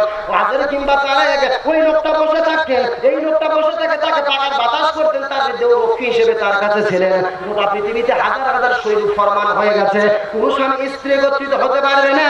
কিন্তু রাত্রি যখন গভীর হয়ে গেছে, এই তারেকের স্ত্রী বাড়িতে ছিল একা। তার মনের মধ্যে আল্লাহ তাআলা কাম ভাব জাগ্রত করে দিয়েছেন, তার স্বামীর প্রতি ভালোবাসা সৃষ্টি করে দিয়েছেন আল্লাহর কুদরতে। বলেন না সুবহানাল্লাহ। তার স্ত্রী আস্তে আস্তে নমরুদের বাড়ির দরজায় চলে গেলেন। ওই বাড়ির দরজায় যায় দেখে সমস্ত সৈন্য সামন্ত ঘুমিয়ে আছে, তার দিকে কেউ নজর করে না। নমরুদ নিজেও ঘুমিয়ে আছে, পাশে দাঁড়িয়ে আছে আজর বা তারেক। ওই আজরের দিকে যখন তার স্ত্রীর চোখ পড়েছে, আল্লাহ তাআলা এত মহব্বত সৃষ্টি করে দিয়েছে, তারা স্বামী স্ত্রী আর দাঁড়িয়ে থাকতে পারে না। তারা দুইজনে মিলে একত্রিত নমরুদের একটা খাস কামরার মধ্যে গিয়ে ভালোবাসা করলেন। তাদের মিলনের ফলে হযরত ইব্রাহিম আলাইহিস সালাম পৃথিবীর তার মায়ের গর্ভে আগমন করলেন। বলেন না সুবহানাল্লাহ। ওয়া মাকারু ওয়া মাকারুল্লাহ ওয়াল্লাহু খায়রুল মাকিরিন। সুলাইমানের 54 নম্বর আয়াতে আল্লাহ তাআলা বলেন, কাফেররা ষড়যন্ত্র করে চক্রান্ত করে মুসলমানদের ধ্বংস করার জন্য, কিন্তু তার বিরুদ্ধে আল্লাহ ষড়যন্ত্র করে চক্রান্ত করে। আর আল্লাহ যদি ষড়যন্ত্র চক্রান্ত করে, তাহলে কি কাফের মুশরিক মুনাফিকরা পারবে? এই কথা বলেন, পারবে? এই যে নমরুদ সারা দেশে সৈন্য পাঠালো, আর ওই নমরুদের ঘরের মধ্যে কাজ হলো, বিষয়টা বুঝতে পারলেন? আমার লাগে পরের দিন সকালবেলা সমস্ত জ্যোতিষী মণ্ডলী আর মন খারাপ করে বসে আছে। এমন সময় নমরুদ যায় ডাকতে বলে, ও জ্যোতিষীরা, তোমরা আবার কেন মন খারাপ করে বসে আছো? সমস্ত জ্যোতিষী মণ্ডলী ডাকতে বলে, ও হুজুর, আমরা পূর্বাকাশে চেয়ে দেখি তারকাটা দেখা যায় না। আমরা চিন্তা ভাবনা করে গবেষণা করে দেখলাম ওই সন্তানটা তার মাতৃ গর্ভে আগমন করেছে। বলেন না সুবহানাল্লাহ। এই জন্য বলছি, গোটা ঘটনা বলার আমার দরকার নাই। নামাজ কিভাবে 5 ওয়াক্ত এত রাকাত করে হলো, এই বিষয়টি জানানোর জন্য বলছি। আমার ভাই এরকম ভাবে হযরত আদম আলাইহিস সালাম পুরো জীবনে 1 নয় 2 নয় 100টি পরীক্ষা দিয়েছিলেন। সমস্ত পরীক্ষায় হযরত ইব্রাহিম আলাইহিস সালাম সাকসেসফুল হয়েছেন। বলেন না সুবহানাল্লাহ। হযরত আদম আলাইহিস সালাম সর্বপ্রথম ইসলামের জন্য যেই কাজটি করলেন, তিনি হঠাৎ করে একদিন দেখে তার বংশের সমস্ত লোকেরা পূজো দিতে গেছে, মেলায় চলে গেছে, কিন্তু তার বাড়িতে হাজার হাজার মূর্তি। হযরত ইব্রাহিম চিন্তা করলেন, আচ্ছা এই মূর্তিগুলো দিয়ে কি হবে? এই মূর্তিগুলো দিয়ে কি হবে এই চিন্তা করে ইব্রাহিম আলাইহিস সালাম সর্বপ্রথম ইসলামের জন্য যেই কাজটি করলেন, সমস্ত মূর্তিগুলো ভেঙে ফেললেন। সুবহানাল্লাহ বলেন। আর সুবহানাল্লাহ বলেন। আমাদের জাতির পিতা ইব্রাহিম আলাইহিস সালাম তিনি মূর্তি ভেঙে ফেললেন। আর আমরা অনেকেই মুসলমান দাবি করি আর মূর্তি পূজা করি। এরকম মুসলমান আছে না নাই? কথা বলেন, আছে না নাই? রাসূল সাল্লাল্লাহু আলাইহি ওয়াসাল্লাম যেদিন মক্কা বিজয় করলেন, কাবা ঘরের মধ্যে যায় দেখেন 360টি মূর্তি। রাসূল সর্বপ্রথম কাবা ঘরের মধ্যে ঢুকে সমস্ত মূর্তিগুলোকে তছনছ করে দিলেন। বলেন সুবহানাল্লাহ। আমার ভাইরা মনোযোগ শুনে বলতে হয়, আপনাদের ভারতে তো অবস্থা ভালো, যদিও আপনাদের হিন্দু রাষ্ট্র তার বড় ভালো। মনোযোগ শুনে বলতে হয়, বাংলাদেশে পত্রিকায় দেখেছেন, টেলিভিশন ফেসবুকে দেখেছেন, বাংলাদেশের কোর্টের সামনে, সুপ্রিম কোর্টের সামনে একটা উলঙ্গ নগ্ন মূর্তিকে দাঁড় করিয়ে রাখা হয়েছে। ধরে বলেন নাউজুবিল্লাহ। আমার ভাইরা মনোযোগ শুনে বলতে হয়, এই মুসলমান যদি ইব্রাহিমকে জাতির পিতা দাবি করে, রাসূলকে শেষ নবী বলে দাবি করে, সেই মুসলমানদের মূর্তির সঙ্গে কোনো সম্পর্ক থাকতে পারে না। কথা বলেন ঠিক কিনা? এই জন্য মূর্তিগুলো ভেঙে ফেললেন। নমরুদরা যখন মেলা থেকে চলে আসলেন, আসে দেখে তাদের মূর্তিগুলোকে কে যেন ধ্বংস করে দিয়েছে। তারা সবাই মিলে ইব্রাহিম আলাইহিস সালামকে সন্দেহ করলেন। ইব্রাহিম আলাইহিস সালামকে শাস্তি দেওয়ার জন্য ওই অগ্নিকুণ্ডের মধ্যে নিক্ষেপ করলেন, হত্যা করার জন্য। জোরে বলেন না নাউজুবিল্লাহ। আমাদের জাতির পিতা কালেমা দাওয়াত দেওয়ার জন্য, দ্বীন প্রচারের জন্য, হক কথা বলার জন্য অগ্নিকাণ্ডের মধ্যে নিক্ষেপ হলো। আমার রাসূল তায়েফের ময়দানে রক্ত ঝরালেন, উহুদের ময়দানে দণ্ডের মুবারক শহীদ করলেন, মক্কা থেকে মদিনায় হিজরত করলেন, ইমানের পরীক্ষা দিয়েছেন। আপনি আমি যদি মুসলমান হই, আমাদের কি ইমানের পরীক্ষা দিতে হবে? কথা বলেন ঠিক কিনা? আল্লাহ রাব্বুল আলামিনের ঘোষণা, ওয়ালা নাবলুওয়ান্নাকুম বিশাইয়্যিন মিনাল খাউফি ওয়াল জুই ওয়া নাকসিম মিনাল আমওয়ালি ওয়াল আনফুসি ওয়াস সামারাত। সূরা বাকারা 2 নম্বর পারা 3 নম্বর পৃষ্ঠা 8 নম্বর লাইন 2 নম্বর উপরে 155 নম্বর আয়াত। তাফসীর ফিজিলালের কোরআন আমার সাইয়্যিদ কুতুব রাহমাতুল্লাহ আলাইহি বলেন, যারা মুসলমান মুমিন বলে দাবি করবে, যারা ঈমানদার বলে দাবি করবে, আল্লাহ তাআলা তাদেরকে বালা মুসিবত দিয়ে পরীক্ষা করে দেখবেন তাদের ঈমানটা ভালো আছে নাকি মুনাফিক হয়ে গেছে। জোরে বলেন সুবহানাল্লাহ। অথচ অনেকে ফতোয়া দেয় আমরা তো ভালো আছি, আমাদের কোনো সমস্যা নাই। এই সমস্ত কথা যে মুসলমানরা বলে, চিন্তা করবেন এদের মধ্যে মুসলমানিত্ব ঠিক ভাবে নাই, এরা মুনাফিক হয়ে গেছে। তার কারণ ইসলামের ইতিহাস, পরীক্ষা দেওয়ার ইতিহাস। অগ্নিকুণ্ডের মধ্যে নিক্ষিপ্ত হয়ে আদম আলাইহিস সালাম পরীক্ষা দিয়েছেন, ওই নীল নদের মধ্যে ডুবে মুসা ইসলাম পরীক্ষা দিয়েছেন, আমার নবী উহুদের ময়দানে পরীক্ষা দিয়েছেন, তাইফের ময়দানে পরীক্ষা দিয়েছেন। আপনি আমি যদি মুসলমান মুমিন হয়ে পরীক্ষা করবেন, ইসলামের পক্ষে থাকবো, ইমানের পরীক্ষা দেব, প্রয়োজনে ঘর ছাড়া হবো, বাড়ি ছাড়া হবো, জেলে যাবো, জুলুমে যাবো, ধর্ম ছাড়া হবো না। ইসলামের পক্ষে থাকবো, কালেমার পক্ষে থাকবো, জীবন দেব, ইমান হারা হবো না। কারা কারা রাজি আছে আল্লাহর কাছে হাত তুলে দেখা। নারায়ে তাকবীর।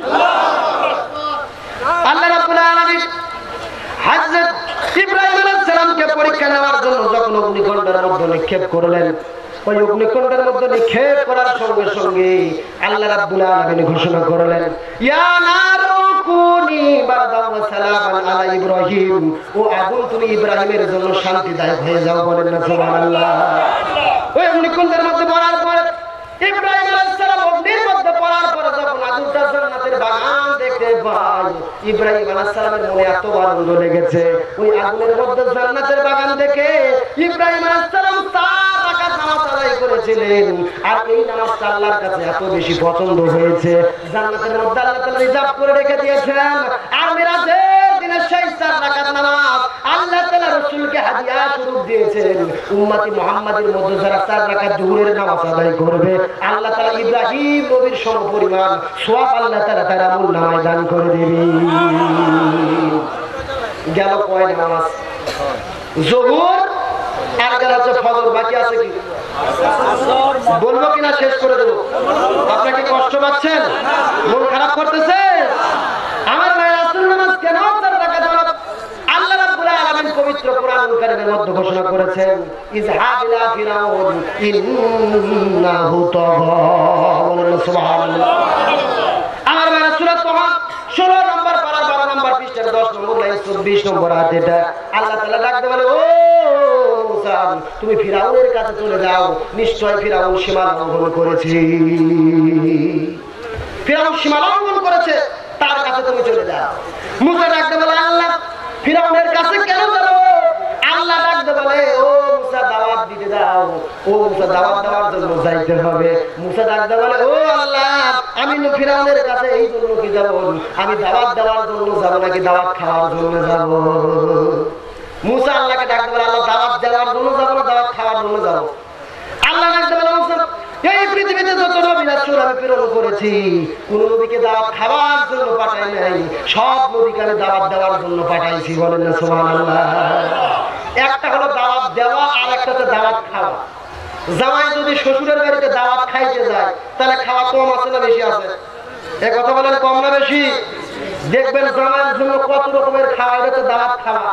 আর দাওয়াত যদি দিবার যান, রসুলের মতো দাওয়াত দেবার যাবেন, তাইফে যে এরকম রক্ত ধরছে আপনার রক্ত ধরবে। রসুলের মতো দাওয়াত দেবার যান, আপনার দমদান মোবারক শহীদ হবে।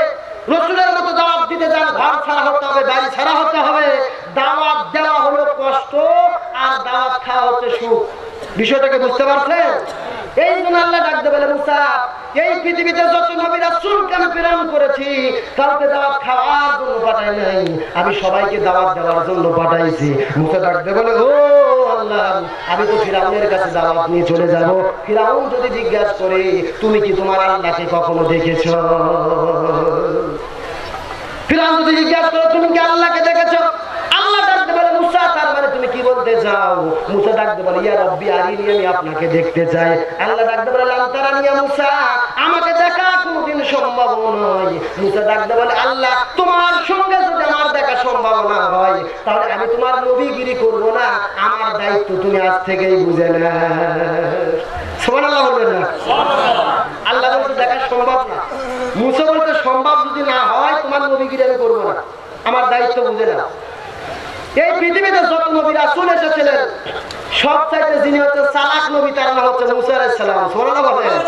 এই জন্য অনেকে একে ঠেকা নবী বলে, যদি নবীর বিষয়ে এই সমস্ত বলা ঠিক না। ঠেকা নবী বলে আল্লাহকে।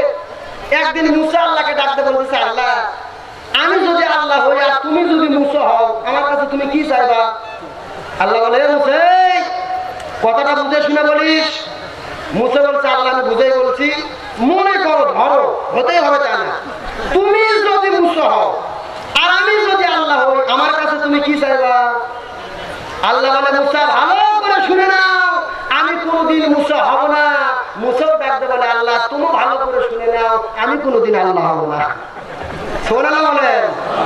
আল্লাহ কি বলছে বুঝতে পারছেন? আল্লাহ বলে তুমি কোনোদিন আল্লাহ হইতে পারবা না। মুসা বলে, আল্লাহ তুমি কোনোদিন মুসা হইতে পারবা না। আমার এই মুসা নবীর জীবনে আপনারা পড়ে দেখেন, আল্লাহর সঙ্গে মাঝে মধ্যে কথা বলতেন। এই জন্য মুসার ডিগ্রি দেওয়া হয়েছে মুসা কালিমুল্লাহ। সুবহানাল্লাহ বলেন। এই মুসা যখন জান কবজ করা হবে, আজরাইল গেছে মুসার জান কবজ করতে, দরজার কাছে যে কারণ আছে দরজা ডাকতেছে, দরজা খুলে দিয়েছে। মুসা বলছে, কে কি চাই? আজরাইল বলছে, আমি মালাকুল মউত তোমার জান কবজ করতে চাই। মুসা বলছে, আসো জান কবজ করবে, এসো। আজরাইল চিন্তা করে, কে রে, জীবনে কত মানুষের কাছে গেলাম, আমার চেনার পরে সকলে কি বলে, এবারের মতো ফিরে যাও আজরাইল, কাকুতি মিনতি করে বলি তোমায়। এইরকম বলে সবাই। আজকে মুসা বলে ভিতরে। এই কথা বলার পর আজরাইল ভিতরে ঢুকতেছে। মুসা আল্লাহকে ডাকতে বলে, আল্লাহ পৃথিবী থেকে তো বিদায় নিয়ে চলেই যাবো, তবে ভুলের একটা শিক্ষা দিতে চাই। আল্লাহ বলে, কি করবা? বলতেছে, আল্লাহ আজরাইলকে একটা চর মারতে চাই।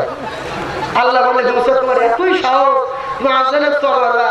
মুসা বলতেছে, আল্লাহ আমি জানি আমার কোনো চরে কাজ হবে না, কিন্তু তোমার কাছে প্রার্থনা করি, আল্লাহ তুমি একটু সাহায্য দাও, তুমি আমার হাতের সাথে একটু যোগ দাও, আমি একটু শিক্ষা দিতে চাই।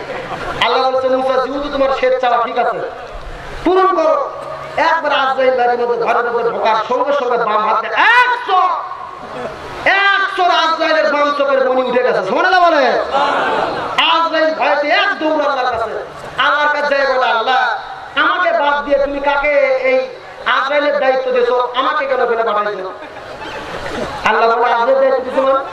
বলে, আমাকে তো চোর মারা অবস্থা করছে। আল্লাহ বলে, তুমি কি কোনো ভুল করেছো?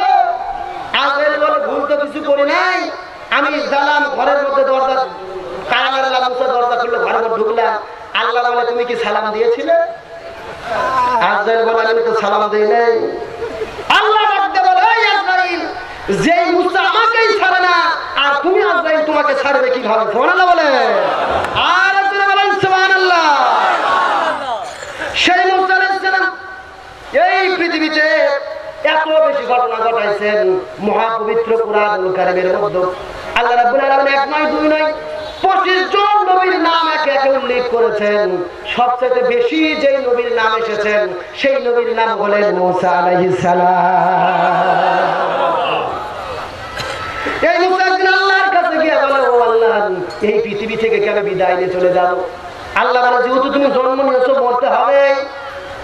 মুসা ডাকতে বলে, আল্লাহ আমি যদি পৃথিবী থেকে বিদায় নিয়ে চলে যাই আমি কি জান্নাতে যাবো? আল্লাহ ডাকতে বলে, তুমি তো নবী, নবীদের ব্যাপারে আমার কথা, তুমি অবশ্যই জান্নাতে যাবে।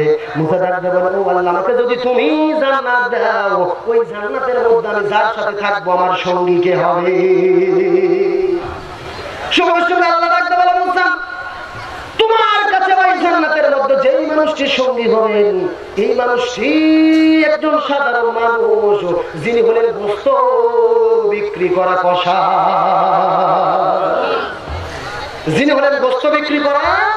সঙ্গে সঙ্গে মুসা লাভ দৌড়তে পেরে, আমি এত ভালো মানুষ আর জান্নাতের মধ্যে আমি থাকবো কষায়ের কাছে। আমাদের সমাজেও কিন্তু দেখবেন যারা কষাইগিরি করে সবাই তাদেরকে নিম্ন মনে করে। কথা বলে ঠিক কিনা? অনেকে দেখতে পারে না, অনেকে বিয়ে দিতে চায় না তাদের ছেলের সঙ্গে, এরকম আছে কিনা?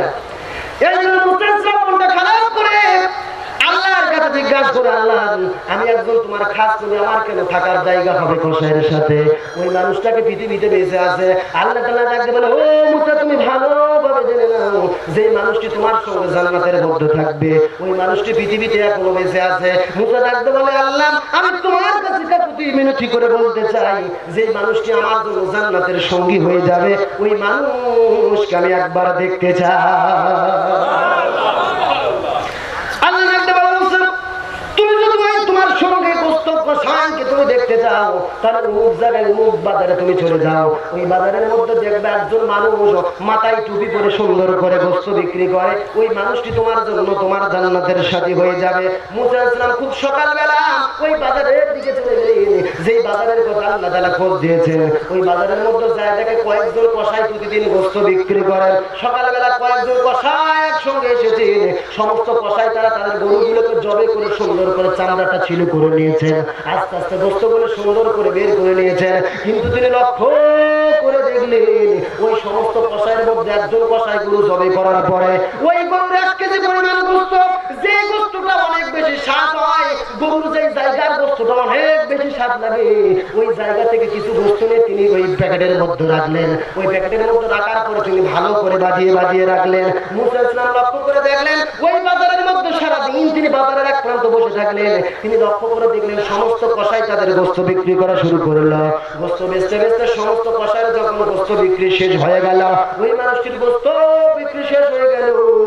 যখন পূর্ব আকাশের সূর্য উঠে পশ্চিম দিকে অস্তমিত গেল, ওই সন্ধ্যাবেলা যখন সূর্য অস্তমিত পশ্চিম দিকে চলে গেল, সমস্ত কসাইয়ের গোস্ত বিক্রি করা হয়েছে, সবাই চলে গেল।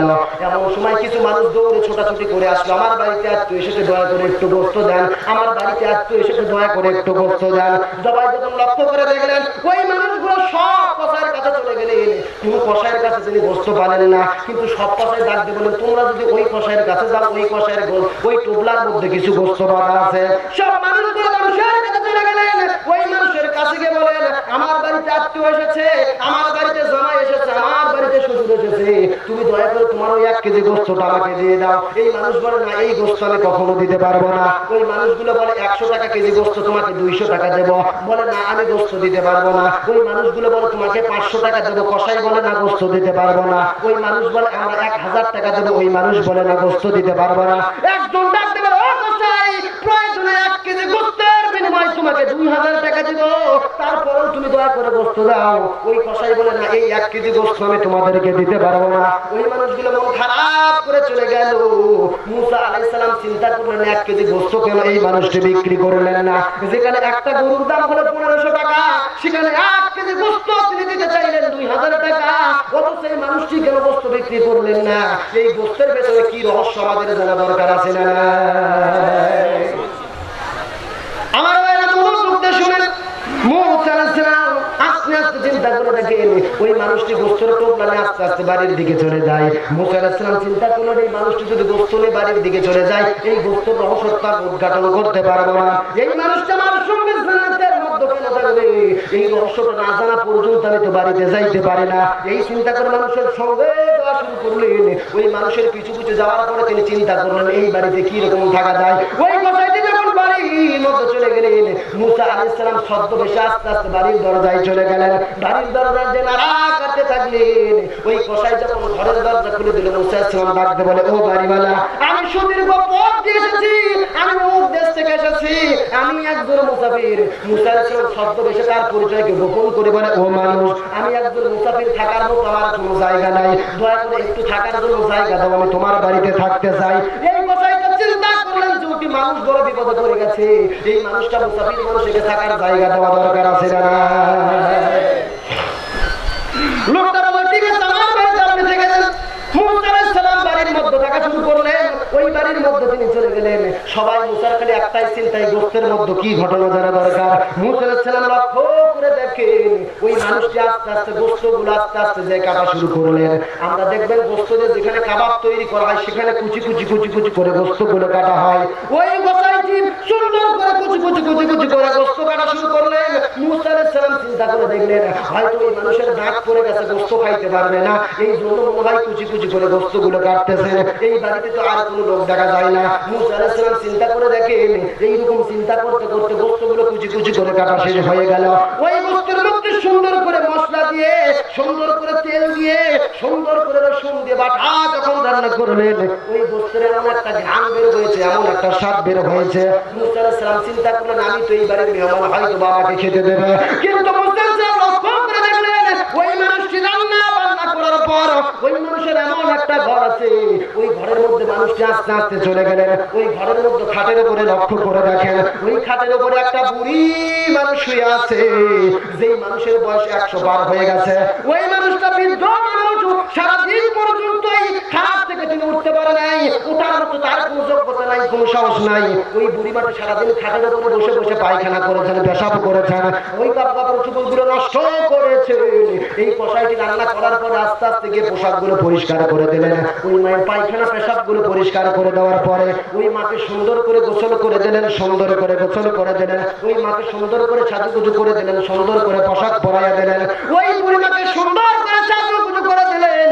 ওই মানুষটি কেউ নয়, ওই মানুষটি হলেন ওই গোস্ত বিক্রি করা কষাইয়ের একমাত্র মা। আমার ভাইরা, মায়ের কথা শুনে তাদের মনে কোন কষ্ট লাগে যাদের মা পৃথিবী থেকে বিদায় নিয়ে চলে গেছে। ও ভারতের মুসলমান, মনোযোগ দিয়ে শুনে নেন, কোন মা যদি পৃথিবী থেকে আপনি সেবা করতে পারেন আর কোন মা যদি আপনার জন্য দোয়া করে, ওই মায়ের এক দোয়ার বরকতে আল্লাহ তাআলা আপনাদেরকে জান্নাত দিয়ে দেবে। আমার ভাইরা, যাদের মা পৃথিবী থেকে চলে গেছে তারাই বুঝে মায়ের কি দরদ। দাঁত থাকতে দাঁতের মর্যাদা বোঝা যায় না। কত মা পৃথিবী থেকে বিদায় নিয়ে চলে গেছে, তাদেরকে জিজ্ঞাসা করেন। কত বউ আছে, সন্তান আছে, স্ত্রী আছে, কত মানুষ পৃথিবীতে আছে, কিন্তু মায়ের মতো আদর সোহাগ করার কোন মানুষ না। আমার বাইরে লক্ষ্য করে দেখলেন ওই বুড়িমাকে পায়খানা পোশাক আস্তে আস্তে পরিষ্কার করে দিয়ে ওই বুড়িমাকে সুন্দর করে পোশাক পরিচ্ছদ করে ওই মানুষটির জন্য আস্তে আস্তে রুটি বানায়া ওই গোস্তগুলো টুকরো টুকরো না রেখে কুচি কুচি করেছে। তার কারণ হলো ওই বৃদ্ধ মায়ের দাঁতগুলো সব পড়ে গেছে, ওই বৃদ্ধ মাটি গোস্ত খাইতে পারবে না, এই জন্য কুচি কুচি করে গোস্তগুলো নরম করেছে। ওই আটা দিয়ে রুটি বানানোর পর ওই কুচি কুচি গোস্ত রান্না করে ওই একটু একটু করে ওই বুড়ো মায়ের মুখে যখন দেয়, ওই বুড়ি মা খাইতে খাইতে খাওয়া শেষ করে আল্লাহর কাছে দুহাত তুলে বলে, আল্লাহ আমি তোমার কাছে তেমন কিছু চাই না, আমি তোমার কাছে একটি মাত্র জিনিস চাই। আল্লাহ, আমার এই সন্তান আমার জন্য এত কষ্ট করেছে, আমার জন্য এত কষ্ট করেছে, আমার পাশায় পায়খানা পাশাগুলো পরিষ্কার করে দেয়, আমার এত খেদমত করে আমার জন্য খাবার তৈরি করে দেয়। আমি মা খুশি হয়ে তোমার কাছে দোয়া করি, ও আল্লাহ আমার পুত্র আমার ছেলে কসাইকে তুমি এই জামানার নবী মুসার সঙ্গে জান্নাত দিয়ে দিও।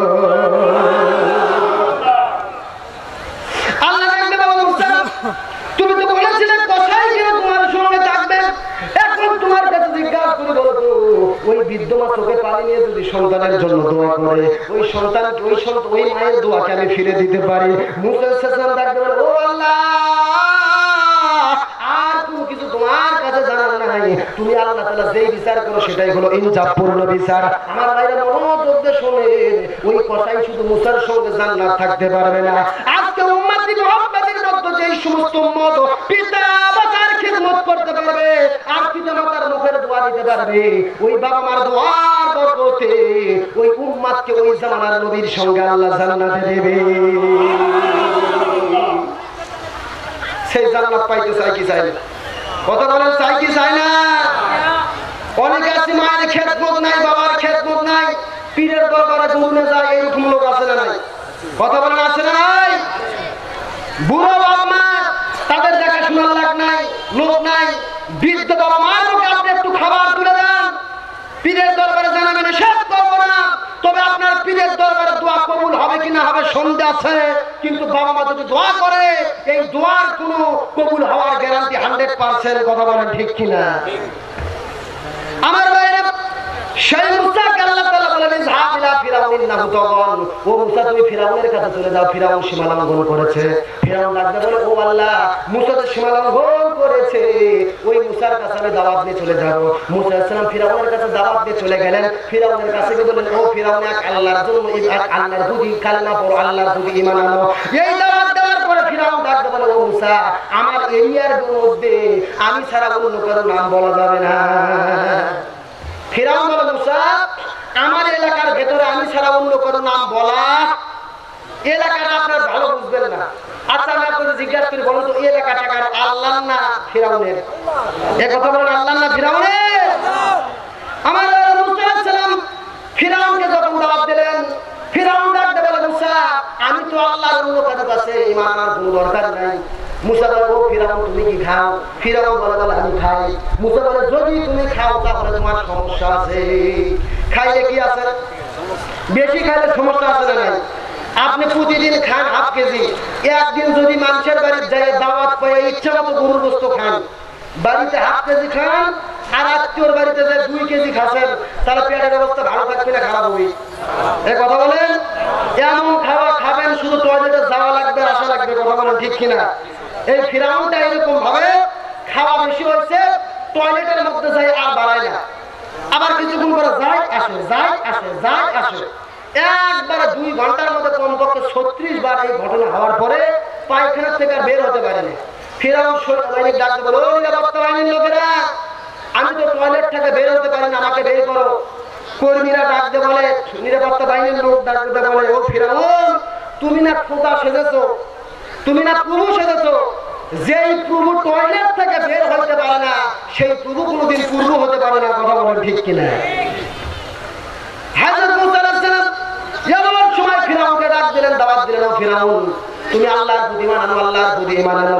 এই কথা শোনার পরে ফিরাউন এমন একটা মুসাকে ধাওয়া দিয়েছেন, মুসাও দৌড়ায়, ফিরাউন দৌড়ায়, মুসার বাইরে দৌড়ায়, ফিরাউনের বাইরে দৌড়ায়, দৌড়াইতে দৌড়াইতে সামনে যায় দেখে বিশাল বড় নীলনদ। এমন সময় ফিরাউন আল্লাহকে ডাক দিল, ও আল্লাহ, এখন কি হবে?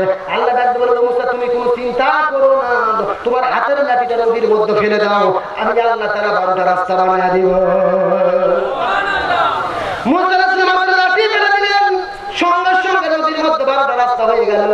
যে আল্লাহ তাআলা নীল নদের মধ্যে রাস্তা বানাইলেন, সেই আল্লাহ বর্তমানে ভারতে আছে না? সে আল্লাহ কি ভারতে আছে? যে আল্লাহ ইব্রাহিমের অগ্নিকুণ্ডকে বাগান বানালেন, সে আল্লাহ কি ভারতে এখন বর্তমানে আছে? এই বিশ্বের কথা সবার ভিতরে আমার বারে বিশ্বাস যদি থাকে, ঈমান নেই, ঈমানের জুলবানে যদি আল্লাহর দ্বীনের পথে থাকেন, আল্লাহ রাব্বুল আলামিন সবাইকে সাহায্য করবে। বলেন সুবহানাল্লাহ। ওই নীল নদের মধ্যে 12টা রাস্তা যখন পেয়ে গেলেন, ওই নীল নদের মধ্যে 12টা রাস্তার মধ্যে যাওয়ার পরে মুসা আলাইহিস সালাম একসঙ্গে 4 রাকাত নামাজ আদায় করেছিলেন। আর এই নামাজটা আল্লাহর কাছে এত বেশি পছন্দ হয়েছে, ওই নামাজটা আল্লাহ তাআলা জান্নাতের মধ্যে রেখে দিয়েছিলেন। ওই 4 রাকাত নামাজ আল্লাহ তাআলা রাসূলের মাধ্যমে আমাদেরকে দিয়েছেন। কোন উম্মতি মুহাম্মদ যদি আসরের সময় 4 রাকাত নামাজ সঠিকভাবে আদায় করে, আল্লাহ রাব্বুল আলামিন ওই উম্মতি মুহাম্মাদের খাতায় মুসা নবীর সমপরিমাণ সওয়াব দান করবে। সবাই দুরূদ শরীফ পড়েন, আল্লাহুম্মা সাল্লি আলা মাওলানা মুহাম্মাদ ওয়া আলি সাইয়্যিদিনা আল্লাহুম্মা সাল্লি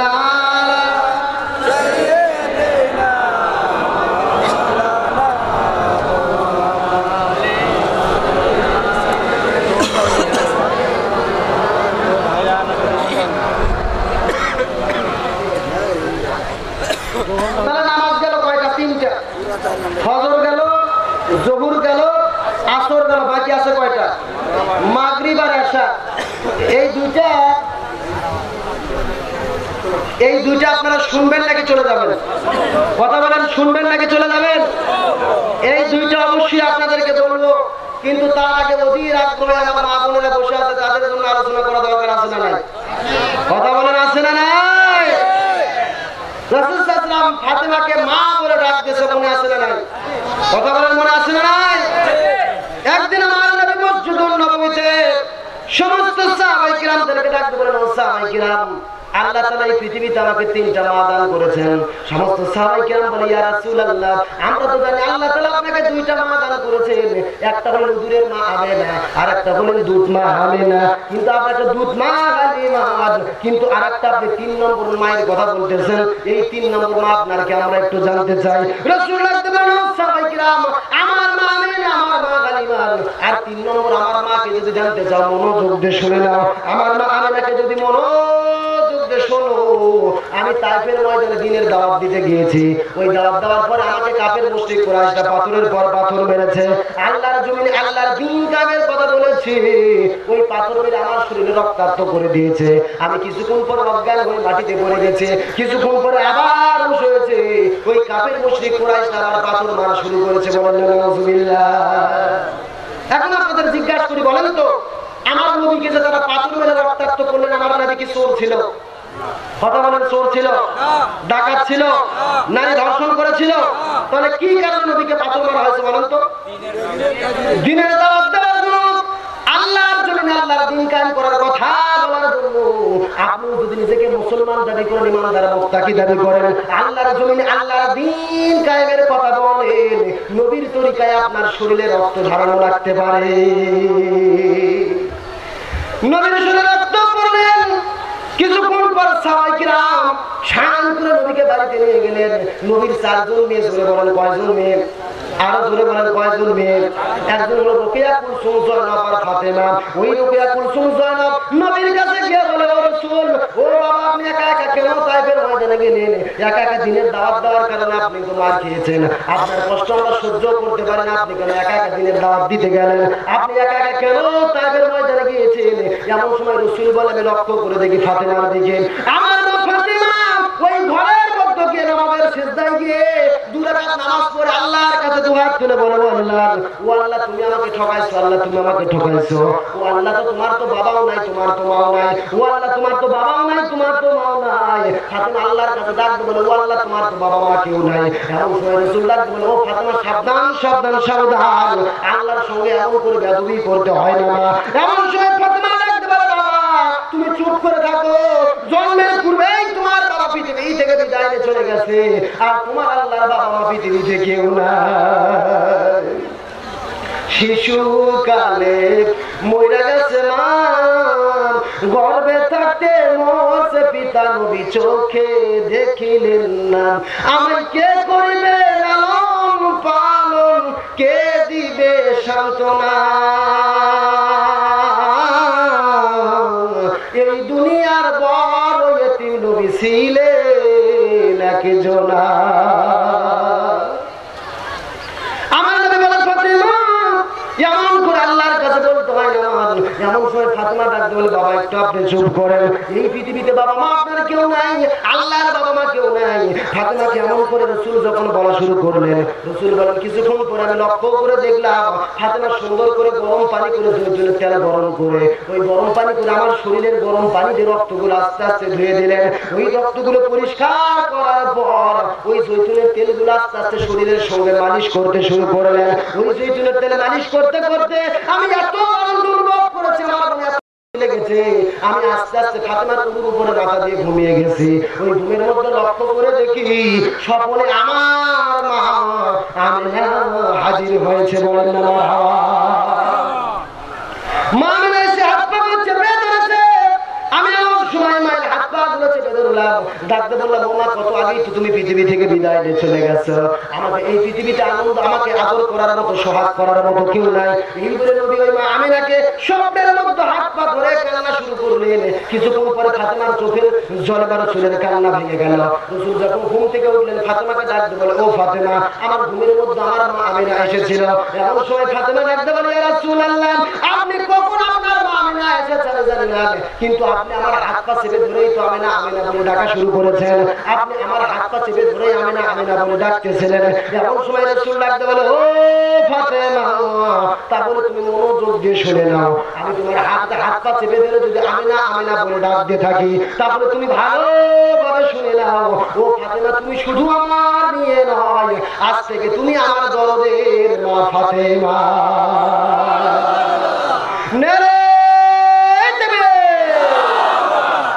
আমার মায়ের কেন দিলেন? রাসূল সাল্লাল্লাহু আলাইহি ওয়াসাল্লাম পৃথিবী থেকে বিদায় নেওয়ার সময় ফাতেমার কানের কাছে কি যেন বললেন, মা ফাতেমার কান্না বন্ধ হয়ে গেল। রাসূল ফাতেমার কাছে এই কথা বলেছিলেন, ও ফাতেমা তুমি কিছু বেশি টেনশন করো না, আমি এই পৃথিবী থেকে বিদায় নেওয়ার পর তোমার সঙ্গে আগে আমার সর্বপ্রথম সাক্ষাৎ হবে, বলেন না সুবহানাল্লাহ।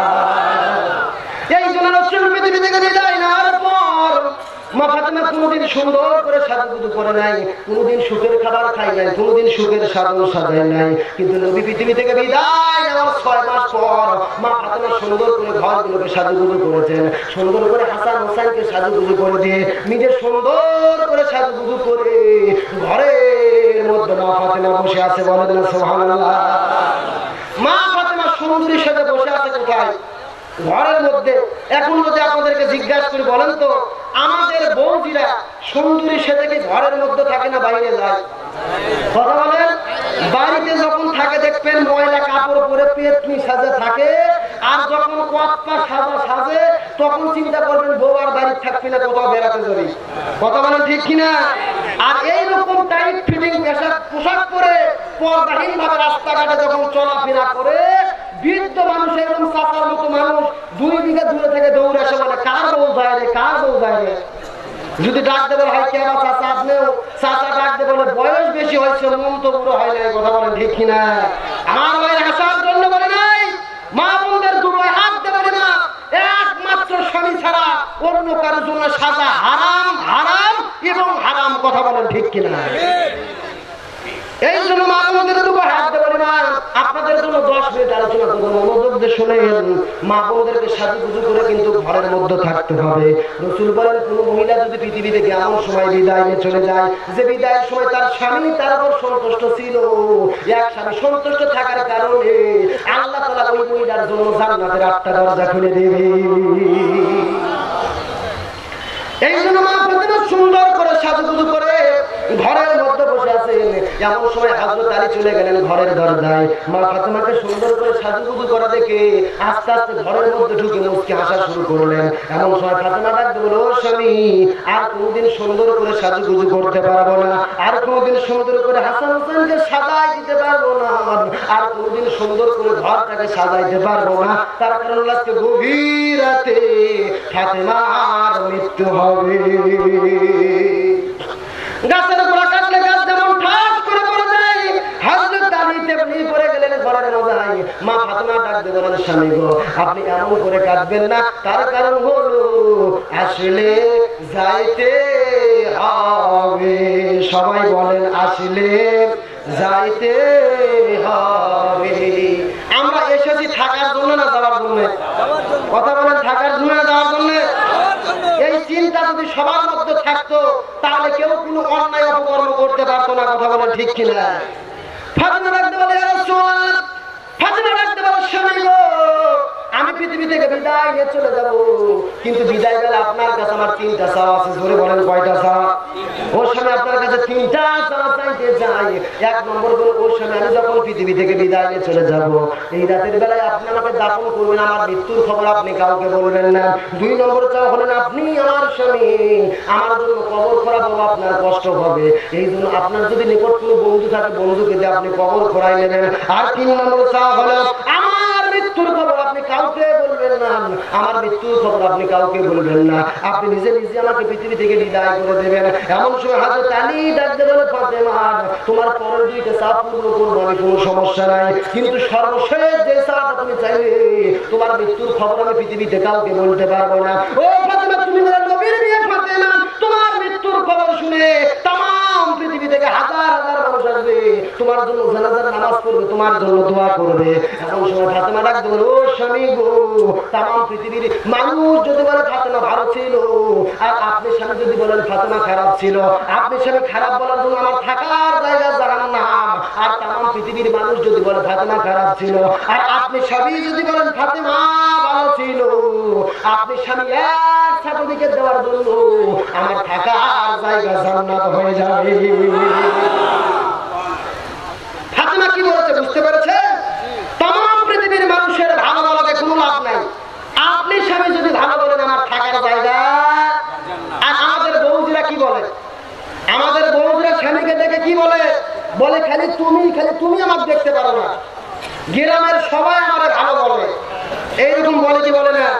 গ্রামের লোক তো ভালো বলবে, তার মানে আমার ডিউটি করে। আমার ভাইয়ের আসার জন্য বলে নাই, মা বোনদের দু ভাই হাত দিয়ে বলে না, মনোযোগ দিয়ে শুনে নেন, একমাত্র স্বামী ছাড়া অন্য কাউকে আপনার শরীর কিন্তু দেখা যাবে না। আপনাকে যদি গ্রামের লোক ভালো বলে, এটা কিন্তু আপনার জন্য ভালো নয়, বরং আপনার স্বামী যদি সার্টিফিকেট দেয়, আপনার সার্টিফিকেটের জন্য আপনি জান্নাতে চলে যাবেন। এই জন্য ফাতেমা জানতে পারেন, স্বামী গো, তাম পৃথিবীর মানুষ যদি বলে ফাতেমা ভালো ছিল, আপনার স্বামী খারাপ বললে আমার থাকার জায়গা জাহান্নাম। এই জন্য আমার মৃত্যুর খবরের কথা আপনি কাউকে বলবেন না। এই কথা শোনার পর হযরত আলী বললেন, ফাতেমা ঠিক আছে, তুমি যদি আমার আগে পৃথিবী থেকে বিদায় নিয়ে চলে যাও, তোমার মনের আশাগুলোকে আমি পূর্ণ করার চেষ্টা করব। এই কথা বলার পর আস্তে আস্তে আবু জরের কাছে চলে গেলেন। আবু জরের ঘরের দরজায় গিয়ে বিষাক্ত সব সবল তুললে যেরকম ফোসফোস সাউন্ড হয়, এইরকম ফোসফোস করে কান্না শুরু করলেন। এমন সময় ঘরের মধ্যে থেকে আবু জর ঘরের দরজা খুলে ডাকতে বলে, ও আলী, কত জিহাদের ময়দানে তোমাকে দেখেছি, কোনদিন তুমি কাঁদো নাই, কোনদিন তোমার চোখে কোনদিন পানি দেখি নাই, কিন্তু আজকে তুমি কেন এরকম কান্নায় অস্থির হয়ে যাচ্ছ? এমন সময় হযরত আলী ডাকতে বলে, আবু জর, আমার কাঁদার কারণ হলো আজকে গভীর রাতে হাসান হুসাইন তার মাকে হারাবে। সমস্যা না, আবু জর বলেন, এটা সহ্য করা যায় না, এটা মেনে নেওয়া যায় না। তার কারণ যেদিন পৃথিবী থেকে নবী বিদায় নিয়ে চলে গেছেন, নবী বিদায় নেওয়ার পরে হাসান হুসাইন পাগলের মতো শুধু ছোটাছুটি করতে থাকেন, পাগলের মতো ছোটাছুটি করে শুধু নানা নানা বলে ডাকতে থাকেন। একদিন আবু বকর ডাকতে বলেন, ও সাহাবায়ে কিরাম, যতদিন হাসান হুসাইন রাসূলকে রাসূল হিসেবে না চিনে নানা নানা বলে ডাক দেয়, ততদিন তোমরা হাসান হুসাইন রাসূলের রওজা দেখাই দিও না। তার কারণ হাসান হুসাইন রাসূলের রওজার কাছে গিয়ে যদি একবার নানা নানা বলে ডাক দেয়, আমার নবী হায়াতুন নবী আর কবরে থাকতে পারবে না। ইসলামের আলো জ্বালায়া দিয়া রাসূল শুয়ে আছেন সোনার মদিনায়। সবাই বলেন, ইসলামের পতাকা উড়ায়া দিয়া রাসূল শুয়ে আছেন সোনার মদিনায়। এই জন্য আপনারা চলে গেলেন ওই জান্নাতুল বাকিতে, জান্নাতুল বাকির পূর্ব কোণায় গিয়ে দেখেন সবুজ রঙের একটা বাতি জ্বলতেছে, যে বাতির সঙ্গে কোনো তার নাই, যে বাতির সঙ্গে কোনো সুইচ নাই, বিনা তার বিনা বাতিতে একটা সবুজ রঙের বাতিগুলো জ্বলতেছে, আর ওই বাতির ছায়াগুলো কবরের মতো ছায়া হয়ে পড়ে আছে। ওই জায়গায় গিয়ে আবু বকর কবর করা শুরু করলেন, আর হযরত আলী চলে গেছেন ফাতেমার লাশটাকে নেওয়ার জন্য। ফাতেমাকে নেওয়ার জন্য বাড়ির মধ্যে যা দেখে, ফাতেমা নিজেই গোসল করেছেন, নিজেই কাপড়টা নিজে পরে নিয়েছেন, ডান হাতে হাসানকে ঘুমাই দিয়া, বাম হাতে হোসাইনকে ঘুমাই দিয়া নিজে শেষ ঘুমাই গেছেন। হযরত আলী ঘরের দরজায় গিয়ে ডাকতে বলে, ও ফাতেমা, তুমি বড়ই চালাক, ফাতেমা তুমি বড়ই চালাক, হাসান হোসেনকে ঘুমাই দিয়ে তুমি নিজেও শেষ ঘুমাই গেলে, কিন্তু সকালবেলা যখন হাসান হোসেনের ঘুম ভেঙে যাবে, তখন হাসান হোসেনকে আর কে ঘুম পাড়িয়ে দেবে? এই জন্য ফাতেমাকে নেওয়ার পর হযরত আলী কবরের দিকে চলে গেলেন, আর আল্লাহর কাছে জিজ্ঞাসা করে, ও আল্লাহ, এই গভীর রাতে ফাতেমাকে আমি পৃথিবী থেকে বিদায় করে দিচ্ছি, এই ফাতেমার মৃত্যুর খবর কেউ জানলো না, ও আল্লাহ জানতে চাই এই ফাতেমা তোমার কি হয়? হযরত আলী বলেন, আল্লাহ আপনার কথা জানতে চাই, ফাতেমা আপনার কি হয়? ও আল্লাহ, তাহলে ফাতেমা আপনার কি হয় দয়া করে বলেন। ফাতেমা ডাকতে বলে, আমার সঙ্গে মা ফাতেমার বিয়ের কোনো বৈধতা ছিল না, আমি ছিলাম ফাতেমার চাচাতো ভাই, আমি সম্পর্কে হইতাম চাচা, আমি রাসূলের চাচাতো ভাই ছিলাম, ফাতেমার ছিলাম আমি চাচা, আমার সঙ্গে ফাতেমার কোনো বিয়ের বৈধতা ছিল না, কিন্তু তুমি আল্লাহ তাআলা ঘটক সাজার পর আল্লাহ তাআলা নিজেই ঘটক সেজে আলীর সঙ্গে ফাতেমার বিয়ে দিয়েছি।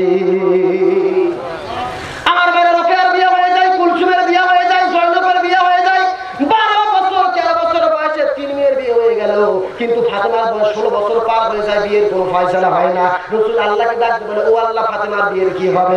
আল্লাহ তাআলা ডাকতে বলে, ও রাসূল, আপনি ভালোভাবে জেনে নেন, ফাতেমার স্বামী খোঁজার দায়িত্ব হলেন আমার আল্লাহ। আমার ভাই, এই পৃথিবীতে আল্লাহ দুইটা বিয়ের ঘটকালি করেছিলেন। আলোচনার সর্বপ্রথমে আপনাদের মধ্যে বলে বলেছিলাম, সর্বপ্রথম হলেন আদম আর মা হাওয়ার বিয়ের ঘটকালি কিন্তু আল্লাহ তাআলা নিজে করেছিলেন। আর 2 নম্বর বিয়ের ঘটকালি হলেন হযরত আলী আর মা ফাতেমার বিয়ের ঘটকালি, বলেন না সুবহানাল্লাহ। আমার ভাই এই জন্য রাখবো আল্লাহ, এই ফাতেমা আপনার কে হয়? এই ফাতেমা আপনার কে হয়? এই ফাতেমার সঙ্গে আপনি আমাকে বিয়ে করে দিয়েছেন, ফাতেমাকে কোনোদিন সুখ দিতে পারে নাই। আমি বলেন একদিন আমি ঘরের মধ্যে শুয়ে আছি, সারাদিন কাজ করার পরে ঘরের মধ্যে যাই শুয়ে আছি, আমি বালিশটা মাথায় দিয়ে ঘুমিয়ে গেলাম, কিন্তু ঘুম থেকে উঠে দেখি আমার মাথার মধ্যে বালিশ নাই, আমার মাথাটা ফাতেমার উপরে। এমন সময় ফাতেমাকে ডাক দিয়ে বললাম, ও ফাতেমা, আমার মাথাটা বালিশের উপরে রাখলাম, কিন্তু মাথাটা তোমার উপরে কেন গেল? এমন সময় ফাতেমা ডাক দিয়ে বলল, ও স্বামী গো, এই সামান্য বালিশ আপনাকে কি আরাম দিতে পারবে? এই বালিশের সঙ্গে আবার হিংসা হয়। ও স্বামী, আপনার মাথা আমার উপরে রেখে আমি আপনার খেদমত করতে চাই।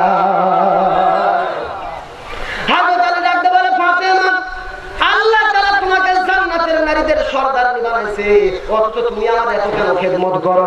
এমন সময় ফাতেমা ডাকতে বলে, ও স্বামী গো, আমি জান্নাতের নারীদের সর্দারনি হব আল্লাহর রহমতে, আর আমি জান্নাতের মালিক হইতে চাই স্বামীর খেদমতে। সেই স্বামীর খেদমত আপনারা আজকে করতে চায় না, স্বামীর খেদমত করতে চায় না। একদল সাহাবায়ে কেরাম রাসূলের কাছে আগমন করলেন, রাসূলের সঙ্গে পথের মধ্যে হাঁটে যাওয়া শুরু করলেন। এমন সময় হঠাৎ করে কিছু হরিণ এসে নবীর পায়ে সিজদা করে গেল। সমস্ত সাহাবায়ে কেরাম বলে, ইয়া রাসূলুল্লাহ, এই হরিণগুলোর কত বড় সৌভাগ্য, এই হরিণগুলো আপনার কাছে সিজদা করেছে, আপনি আমাদেরকে একটু সিজদা করার অনুমতি দেন। এমন সময় রাসূল ডাকতে বলে, ও সাহাবায়ে কেরাম, এই পৃথিবীতে আল্লাহর পরে আমি কাউকে যদি সিজদা করার অনুমতি দিতাম, আমি প্রত্যেকটা স্ত্রীকে বলতাম সে যেন তার স্বামীর পায়ে সিজদা করে। স্বামীর প্রতি সম্মান দিয়েছেন আমার ভাইরা। সেই ফাতেমাকে এত সম্মান আল্লাহ তাআলা দিলেন, তার 2টা মাত্র কারণ ছিলেন। মূলত মহিলাদের কামল হলো 4টি। 1 নম্বর নামাজ পড়তে হবে, 2 নম্বর রোজা রাখতে হবে, 3 নম্বর সতীত্বের ইবাদত পর্দার, আর 4র্থ নম্বর হলেন স্বামীর খেদমত। আর 4র্থ এই পর্দার স্বামীর খেদমত করার জন্য আল্লাহ তাআলা ফাতেমার সম্মান বৃদ্ধি করে দিয়েছেন। আমার মা বোনদের নসিহত করে বলবো, ও মা বোনেরা, আপনারা পর্দার বিধান মেনে চলেন আর স্বামীর খেদমত করেন, আল্লাহ তাআলা আপনাদের কেউ মা ফাতেমার সঙ্গে জান্নাত দেবে, বলেন সুবহানাল্লাহ। আমার রাসূল নামাজ গেল 4 রাকাত, কিন্তু মাগরিবের নামাজ কেন 3 রাকাত হলো? এইটা যদি জানতে চান একটা মনোযোগ দিয়ে শুনে নেন। আল্লাহ রাব্বুল আলামিন একজন মস্ত বড় পয়গম্বর ছিলেন, যেই পয়গম্বরের নাম হলেন হযরত ইয়াকুব আলাইহিস সালাম, বলেন সুবহানাল্লাহ। ইয়াকুব নবীর নাম আপনারা শুনেননি? এরকম কি আছে? হাত তোলেন তো, যে ইয়াকুব নবীর নাম শুনিনি। ইয়াকুব নবীর নামে একটা গান আছে, আমরা সবাই মিলে যদি গাই কোনো কি গুনাহ হবে? সবাই মিলে গাবো। ইয়াকুব নবী বাস করিতেন কেনানে, সবার চাইতে ভালোবাসতেন ইউসুফকে। সবাই বলেন, ইয়াকুব নবী বাস করিতেন কেনানে, সবার চাইতে ভালোবাসতেন ইউসুফকে। ইয়াকুব নবী আল্লাহর পয়গম্বর। ইয়াকুব নবী এই পৃথিবীতে 2টা বিবাহ করেছিলেন। এক বউয়ের ছিল 10টা সন্তান, আর এক বউয়ের ছিল 2টা সন্তান। ওই 10টা সন্তান ছিল খুবই খারাপ, আর এই 2টা সন্তান ছিল খুবই ভালো। মাঝে মধ্যে ইয়াকুব নবী আল্লাহর কাছে ডাকতে বলল, ও আল্লাহ, আমার এই 10টা সন্তান কেন খারাপ হলো আর এই 2টা সন্তান কেন ভালো হলো? আল্লাহ তাআলা ডাকতে বলল, ও ইয়াকুব নবী, ভালোভাবে জেনে নেন, সন্তান ভালো মন্দ বাবার জন্য নয়, সন্তান ভালো মন্দ হয় তার মায়ের কারণে। সন্তান ভালো মন্দ হয় কিসের কারণে? মা যদি ভালো হয় তার সন্তান ভালো হবে। ইমাম গাজ্জালী রাহমাতুল্লাহ আলাইহি বলেছেন, কোন মা যদি সন্তান পেটের মধ্যে নিয়ে গর্ভবতী থাকা অবস্থায় নিয়মিত 5 ওয়াক্ত নামাজ আদায় করে, এই সন্তানকে আর কোনদিন নামাজের জন্য ওয়াজ করা লাগবে না। এই সন্তানটি পেটের মধ্যে থাকে নামাজের ট্রেনিং পাবে। সুবহানাল্লাহ। যে সন্তানটি মায়ের গর্ভে থাকা অবস্থায় কোন মা যদি নিয়মিত রোজা রাখে, এই সন্তানকে কোনদিন রোজার ওয়াজ করা লাগবে না। মায়ের নারীর সঙ্গে শয়তানের নারীর সম্পর্ক থাকার কারণে মায়ের সঙ্গে সন্তান রোজা রাখে, এই সন্তানটা মায়ের পেটের মধ্যে থাকতেই রোজাদার হয়ে যাবে, বলেন সুবহানাল্লাহ। আর মা যদি সন্তানকে পেটে নিয়ে পর্দার মধ্যে থাকে, ইমাম গাজ্জালী রাহমাতুল্লাহ আলাইহি বলেন, এই সন্তানকে আর কোনদিন পর্দার ওয়াজ করা লাগবে না। এই সন্তান মায়ের পেটের মধ্যে থাকতেই পর্দার বিধান পেয়ে যাবে, বলেন সুবহানাল্লাহ। কিন্তু আপনাদের প্রশ্ন করি, বলেন তো, মা সন্তান পেটের মধ্যে নিয়ে যদি সব সময় হিন্দি সিরিয়াল দেখে, আর স্টার জলসা জি বাংলার নাটক দেখে, তাহলে বলেন তো এই সন্তান কি ভালো হবে? এই সন্তানটা পৃথিবীতে জন্ম নেওয়ার পরই বলবে, বাবা আমি হলাম কিরণমালা, তোমার বউ হলো কটকটি। কথা বলেন ঠিক কিনা? আমার ভাইরা, গাছ যদি ভালো হয় ফল ভালো হবে, বীজ যদি ভালো হয় ফল ভালো হবে, শিক্ষক যদি ভালো হয় ছাত্র ভালো হবে, পীর যদি ভালো হয় মুরিদ ভালো হবে। কথা বলেন ঠিক কিনা? এই জন্য সন্তান ভালো হওয়ার জন্য মা ভালো হওয়া লাগবে। আমার ভাইরা, মনোযোগ দিয়ে শুনে 10 মিনিট আলোচনা করবো। আমার ভাইরা, বড়পীর আব্দুল কাদের জেলানের নাম আপনারা শুনেছেন। এই বড়পীর আব্দুল কাদের জেলানে যখন ছোট অবস্থায় ছিলেন, তার মা ছিলেন উম্মুল খয়ের ফাতেমা। তার সন্তান পৃথিবীতে আগমন করার পরে মাত্র 4-5 বছর বয়সে তার সন্তানকে নিয়ে একটা মাদ্রাসায় চলে গেলেন। ওই মাদ্রাসায় গিয়ে হুজুরদেরকে বলেন, ও হুজুর, আমার সন্তানকে আপনারা কোরআনের কিছু শিক্ষা দেবেন, আপনাদের কাছে রেখে গেলাম। এই বলে সন্তানটিকে রেখে মা পরের দিন চলে গেছে বাড়িতে। সকালবেলা ফজর নামাজ পর তার উস্তাদ প্রথমে নামাজ পড়েছে, তারপরে কোরআন শরীফ বের করেছে। হুজুর আউযু বিল্লাহি মিনাশ শাইতানির রাজিম বিসমিল্লাহির রহমানির রহিম বলার পর সর্বপ্রথম বাচ্চাটিকে সবক দিয়েছে, বাবু বলো আলিফ। যাই বলে আব্দুল কাদের জিলানীকে, বাবা বলো আলিফ। সুন্দর সুন্দর আব্দুল কাদের জিলানী, আলিফ লাম মিম যালিকাল কিতাবু লা রাইবা ফিহি হুদাল লিল মুত্তাকিন আল্লাযীনা ইউমিনুনা বিল গায়বি ওয়া ইউকিমুনাস সালাতা ওয়া মিম্মা রাযাকনাহুম ইউনফিকুন। এইরকম কোরআন শুধু পড়তেছে আর পড়তেছে, পড়তেছে আর পড়তেছে। এইরকম কোরআন পড়া দেখে, এই অবস্থা দেখে ওই হুজুর ভয়তে মারছে দূর, ভয়তে মারছে দূর। করে জীবনে কত ছাত্রকে পড়ালাম, আলিফের পড়ার আগে বা, তারপরে তা, তারপরে সা। কথা বলেন ঠিক কিনা? আর এই লোক, এই ছেলেটা ছোট্ট বাচ্চা শুধু পড়তেইছে ঘটনাটি, এক দৌড় মারছে মায়ের কাছে। সবাই মিলে, সব উস্তাদ মিলে চিন্তা করলেন এই সন্তানের ঘটনা ঘটার পেছনে কারণ কি? এই সন্তানের ঘটনা জানে তার একমাত্র মা। কথা বলেন ঠিক কিনা?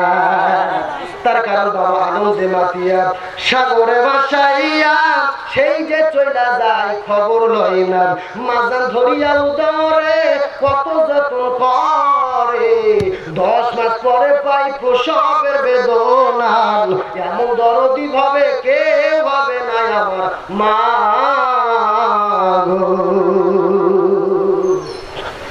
একমাত্র মা বলতে পারবে সন্তান ভালো না খারাপ। এই বলে সন্তানটিকে নিয়ে মায়ের কাছে চলে গেছেন। উম্মুল খয়ের ফাতেমা চিন্তা করেছেন, আমার বাচ্চা মনে হয় কোন দোষ করেছে। এই চিন্তা করে চিন্তার মধ্যে পড়ে গেলেন। এমন সময় হুজুরেরা ডাকতে পারবো, মা আপনার সন্তানের কেন এত ঘটনা ঘটে গেল? কেন 18 পারা কোরআন পড়ে আর পড়তে পারেন? 18 পারা পর্যন্ত কোরআন পড়েছে। এমন সময় উম্মুল খয়ের ফাতেমা ডাকতে পারবো, হুজুর আমি 18 পারা কোরআনের হাফেজা ছিলাম। ওই বাচ্চা যখন আমার দূরে ছিল, আমি স্টার জলসা নাটক দেখি নাই, আমি হিন্দি সিরিয়াল দেখি নাই, আমি বেপরদায় ঘুরি নাই, আমি নিয়মিত নামাজ আদায় করেছি। আর সব সময় গুনগুন গুনগুন করে 18 পারা কোরআন তেলাওয়াত করতাম। আমি যখন রান্না করতাম কোরআন তেলাওয়াত করতাম, আমি যখন ঘুমাইতে যাইতাম কোরআন তেলাওয়াত করতাম। ওই সন্তান পৃথিবীতে জন্ম দেওয়ার পর, ওই সন্তানকে যখন আমি বুকের দুধ খাওয়াইছি কোরআন তেলাওয়াত করেছি, ওই সন্তানকে যখন ঘুম পাড়িয়ে দিয়েছি কোরআন তেলাওয়াত করেছি। আর এই জন্য মনে হয় আমার সন্তান 18 পারা কোরআনের হাফেজ হয়েছে পেটের মধ্যে থেকে। এই জন্য মামুনদের রাখবে, ও মামুনরা, আপনারা যদি ভালো না হন এই জাতিকে কিন্তু ভালো করা যাবে না। আপনারা যদি ভালো না হন সন্তানদেরকে ভালো করা যাবে না। আমার মা বোনেরা দুপায়ে হাত দিয়ে মিনতি করে বলি, যখন সন্তান পেটের মধ্যে আসবে এই সময়টা কিন্তু গুরুত্বপূর্ণ সময়। এই সময়টা ইবাদত বন্দেগীর মধ্যে থাকবেন, নামাজ পড়বেন, রোজা রাখবেন, পর্দার মধ্যে থাকবেন, কোরআন তিলাওয়াত করবেন, জিকির আজকার করবেন। এই আমলগুলো যদি করতে পারেন, আপনার সন্তান কোনো সাধারণ সন্তান নয়, আপনার সন্তানকে আব্দুল কাদের জিলানীর মতো আল্লাহর ওলি আল্লাহ তাআলা বানাই দেবে। এই জন্য এখন আল্লাহর কাছে ডাকতে বলেন, এই 10টা সন্তান এত কেন খারাপ আর এই 2টা সন্তান কেন ভালো? আল্লাহ তাআলা ডাকতে বলেন, ওই একটু নবী ভালোভাবে জেনে নেন, সন্তান ভালো মন্দ বাবার জন্য নয়, সন্তান ভালো মন্দ মায়ের জন্য হয়। এই যে সন্তান 10টা সন্তান আপনার যে স্ত্রীর কাছ থেকে হয়েছে, এই স্ত্রী মনে হয় ইসলামের বিধিবিধান তেমন মেনে চলে না। আর যেই সন্তানটি একটা স্ত্রীর পেট থেকে হয়েছে সেই স্ত্রীটা ভালো হবে, এই জন্য সন্তানগুলো ভালো হয়। আমার ভাইয়া সংক্ষিপ্ত করে বলে 10 মিনিটের আলোচনা মনোযোগ দিয়ে শুনেন।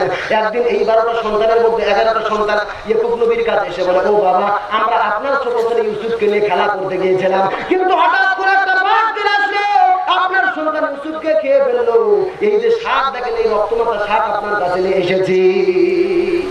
ইয়াকুব নবী চিন্তা করলেন, কে রে বাঘ যদি সন্তানকে খাবে, বলেন তো বাঘ কি মানুষ খাওয়ার সময় আমার কাছে তো এসে বাঘ খায়, এই জুব্বা খুলে তুলে খাবে না জুব্বর উপর দিয়ে খাওয়া পারবে?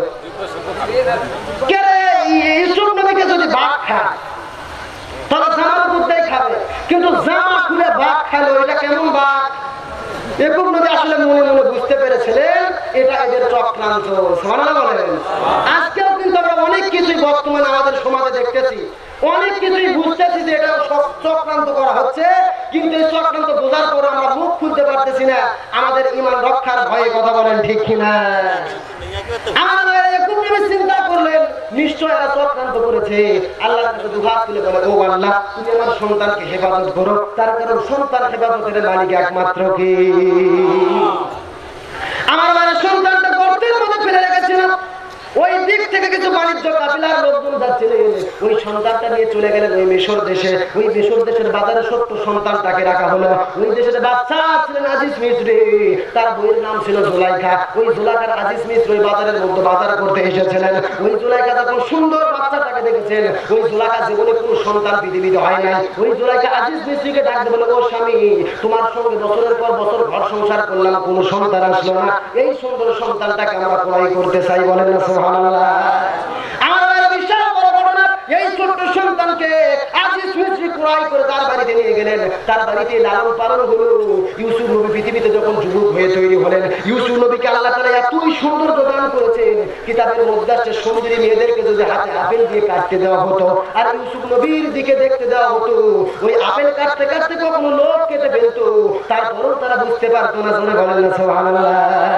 এই সৌন্দর্য দেখে, ওই সৌন্দর্য দেখে জুলাইখার মধ্যে কাম ভাব জাগ্রত হয়, ওই ইউসুফ নবীর সঙ্গে ভালোবাসা সৃষ্টি করতে চায়। হঠাৎ করে একদিন ঘরের মধ্যে যে ঘরের দরজা লেগে দিয়েছে, ইউসুফকে বলে, ও ইউসুফ তুমি দেখতে এত সুন্দর, তোমার সঙ্গে আমার কামের বাসন ভালোবাসা করতে হবে।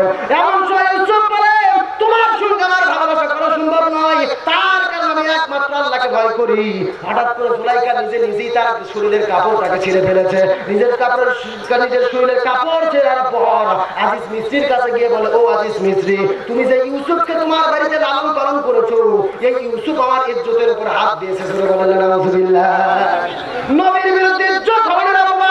আমার ভাইরা নবীর বিরুদ্ধে সর্বপ্রথম জুলাইখা চক্রান্ত করে অপবাদ দিয়েছেন। আমার ভাইরা মহিলাদের চক্রান্ত কিন্তু ভয়ঙ্কর চক্রান্ত। এই জন্য আল্লাহ তাআলা সূরা ইউসুফের 28 নম্বর আয়াতে আল্লাহ তাআলা বলেছেন, ইন্না কাইদাকুন আযীম, নিশ্চয়ই মহিলারা যে চক্রান্ত করে এই চক্রান্ত কিন্তু ভয়ঙ্কর।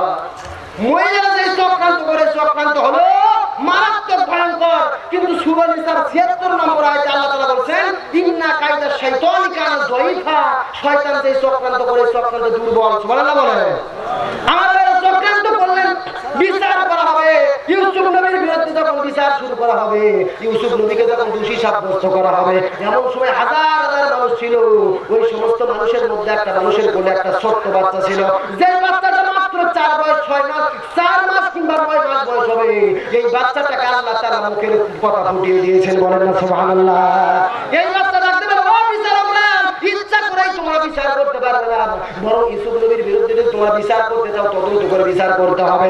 আমি তোমাদেরকে ডাকতে বলি, তোমরা ভালো করে শুনে নাও, তোমরা ভালোভাবে দেখে নাও। ওই জামার যদি সামনের দিক থেকে চেরা থাকে তাহলে চিন্তা করবে ইউসুফ নবী জোর করে ধর্ষণ করতে চেয়েছিল, আর ওই জামার যদি পিছন দিকে চেরা থাকে তাহলে তোমরা মনে করবা এই জুলাইখাই নিজে নিজে ষড়যন্ত্র করেছে। এই কথা শোনার পরে হাকিমরা আশ্চর্য হয়ে গেলেন। কেন 4 মাসের ছোট্ট বয়স, ছোট্ট বাচ্চা 4 মাসের বয়স, সে যখন কথা বলে ঘটনাটি তদন্ত করে দেখা দরকার। এই হাকিমরা তদন্ত করে দেখতে পায় ইউসুফ নবীর কোনো দোষ নাই, জুলাইখা নিজে নিজে ষড়যন্ত্র করেছে। বলেন না মারহাবা। কিন্তু বিচারকরা কোনোভাবেই রায় দিতে পারলেন না। বিচারকরা চিন্তা করলেন, আমরা জুলাইখার বিরুদ্ধে যদি রায় দেই তাহলে জুলাইখার বিরুদ্ধে রায় দেওয়ার জন্য আমাদের চাকরি চলে যাবে, আমাদের বেতন বন্ধ হয়ে যাবে। নিজেদের চাকরি টিকানোর জন্য, নিজেদের বেতন রক্ষা করার জন্য হাকিমরা কিন্তু মিথ্যা রায় দিয়েছিল। কথা বলেন ঠিক কিনা? একই কায়দায় সারা দেশে দেখেন, আজকে বাংলাদেশে আমাদের আলেম ওলামার উপর একই অবস্থা। সবাই জানে আলেমরা নির্দোষ, আলেমদের কোনো দোষ নাই, কিন্তু হাকিমরা নিজেদের গতি রক্ষা করার জন্য, নিজেদের ক্ষমতা ঠিকানোর জন্য তারা আলেমদের বিরুদ্ধে মিথ্যাভাবে রায় দিয়ে যাচ্ছে। জোরে বলেন নাউযুবিল্লাহ। আমার বাইরে ইসলামের ইতিহাস। এই জন্য নবীকে যখন দোষী সাব্যস্ত করলেন, আমার ভাইরা দোষী সাব্যস্ত করলে কি হবে? আল্লাহ তাআলা ধৈর্য ধরার ফলে ওই ইউসুফ নবীকে কয়েক বছর পরে ওই মিশর দেশের রাষ্ট্রপতি বানায়া দিয়েছে। জোরে বলেন সুবহানাল্লাহ। এই জন্য আমরা কারো বিরুদ্ধে কোনো তার অভিযোগ থেকে আমরা ধৈর্য ধারণ করব। যে আলেম আমাদেরকে অন্যায় করা হচ্ছে, যে আলেম আমাদেরকে বিচার করা হচ্ছে, মিথ্যা অপবাদ দেওয়া হচ্ছে, আল্লাহ চাইলে এই আলেম ওলামা একদিন দেশের রাষ্ট্রপতি হবে, কথা বলেন ঠিক কিনা? আমার ভাইরা, সেই ইউসুফ নবী ক্ষমতা পাওয়ার পরে ইয়াকুব নবীর সঙ্গে যখন দেখা হয়ে গেল, ওই ইয়াকুব নবী ইউসুফ নবীর সঙ্গে দেখা হওয়ার পর ইয়াকুব নবী আল্লাহর কাছে শুকরিয়া আদায় করে একসঙ্গে 3 রাকাত নামাজ পড়েছিলেন। আর আল্লাহর কাছে এই 3 রাকাত নামাজ এত বেশি পছন্দ হয়েছে, এই নামাজকে আল্লাহ তাআলা জান্নাতের মধ্যে রেখে দিয়েছিলেন। ওই মিরাজের দিনে আল্লাহ তাআলা রাসূলকে দিয়েছেন আমাদের জন্য। কোন মুসলমান যদি 3 রাকাত নামাজ মাগরিবের আদায় করে, এই 3 রাকাত নামাজ পড়ার জন্য আল্লাহ তাআলা ইয়াকুব নবী ইউসুফ নবী যত পরিমাণ সওয়াব করেছেন, তত পরিমাণ সওয়াব আমাদের আমলনামায় আল্লাহ তাআলা লিখে দেবে। চলে গেল মাগরিব, বাকি আছে আশা বলবো নাকি শেষ করব? আমার ভাইরা মনোযোগ দিয়ে শুনুন, আমার ভাইরা সর্বশেষ আশার নামাজ কিভাবে 4 রাকাত হয়ে গেল, মনোযোগ দিয়ে শুনুন, 1 মিনিটের মধ্যে বলে দেব।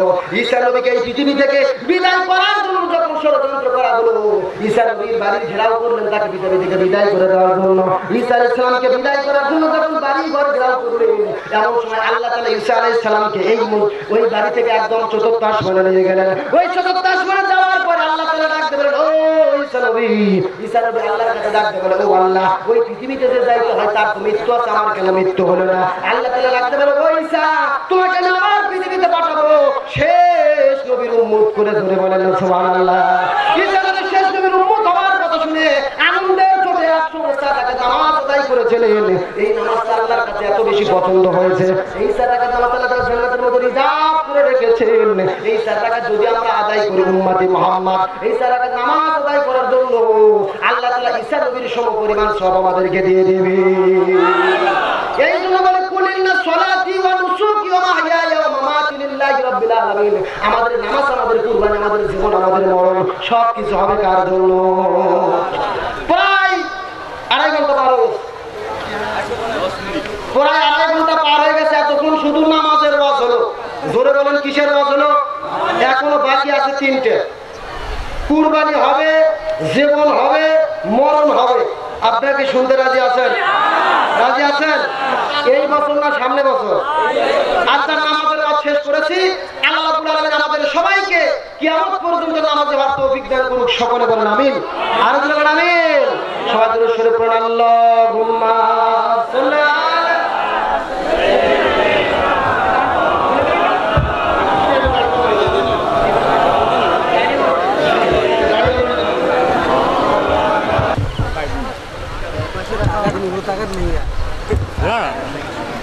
আলহামদুলিল্লাহি রাব্বিল আলামিন ওয়া সলাতু ওয়া সালামু আলা সাইয়্যিদিল মুরসালিন ওয়া আলা আলিহি ওয়া আসহাবিহি আজমাইন।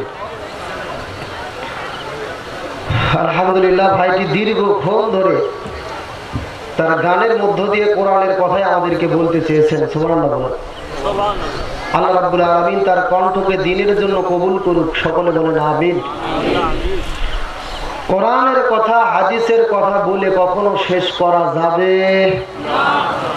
আল্লাহ রাব্বুল আলামিন কোরআনুল কারীমের মধ্যে বলেন, ওয়ালাউ আন্না মা ফিল আরদি মিন শাজারাতিন। পৃথিবীতে যত বৃক্ষগুলি সৃষ্টি করেছি, সব বৃক্ষগুলিকে, সব গাছগুলিকে যদি কেটে কেটে কলম বানানো হয়, আল বাহরু ইয়ামুদ্দুহু, আর সমুদ্রের পানিগুলোকে যদি কালি বানিয়ে নেওয়া হয়, তাম পৃথিবীর বৃক্ষ, কলম আর 7 সমুদ্রের পানি কালি দিয়ে যদি লেখা শুরু করা হয়, আল্লাহ তাআলা বলেন লিখতে লিখতে তাম পৃথিবীর বৃক্ষ, কলম ফুরে যাবে, 7 সমুদ্রের পানি কালিও ফুরে যাবে, তবু কোরআনের একটা শব্দের ব্যাখ্যা লিখে শেষ করা যাবে না। সুবহানাল্লাহ বলেন। সুতরাং সেই কোরআনের আলোচনা আমরা যেভাবে শেষ করতে চাই, আসলে শেষ করা সম্ভব।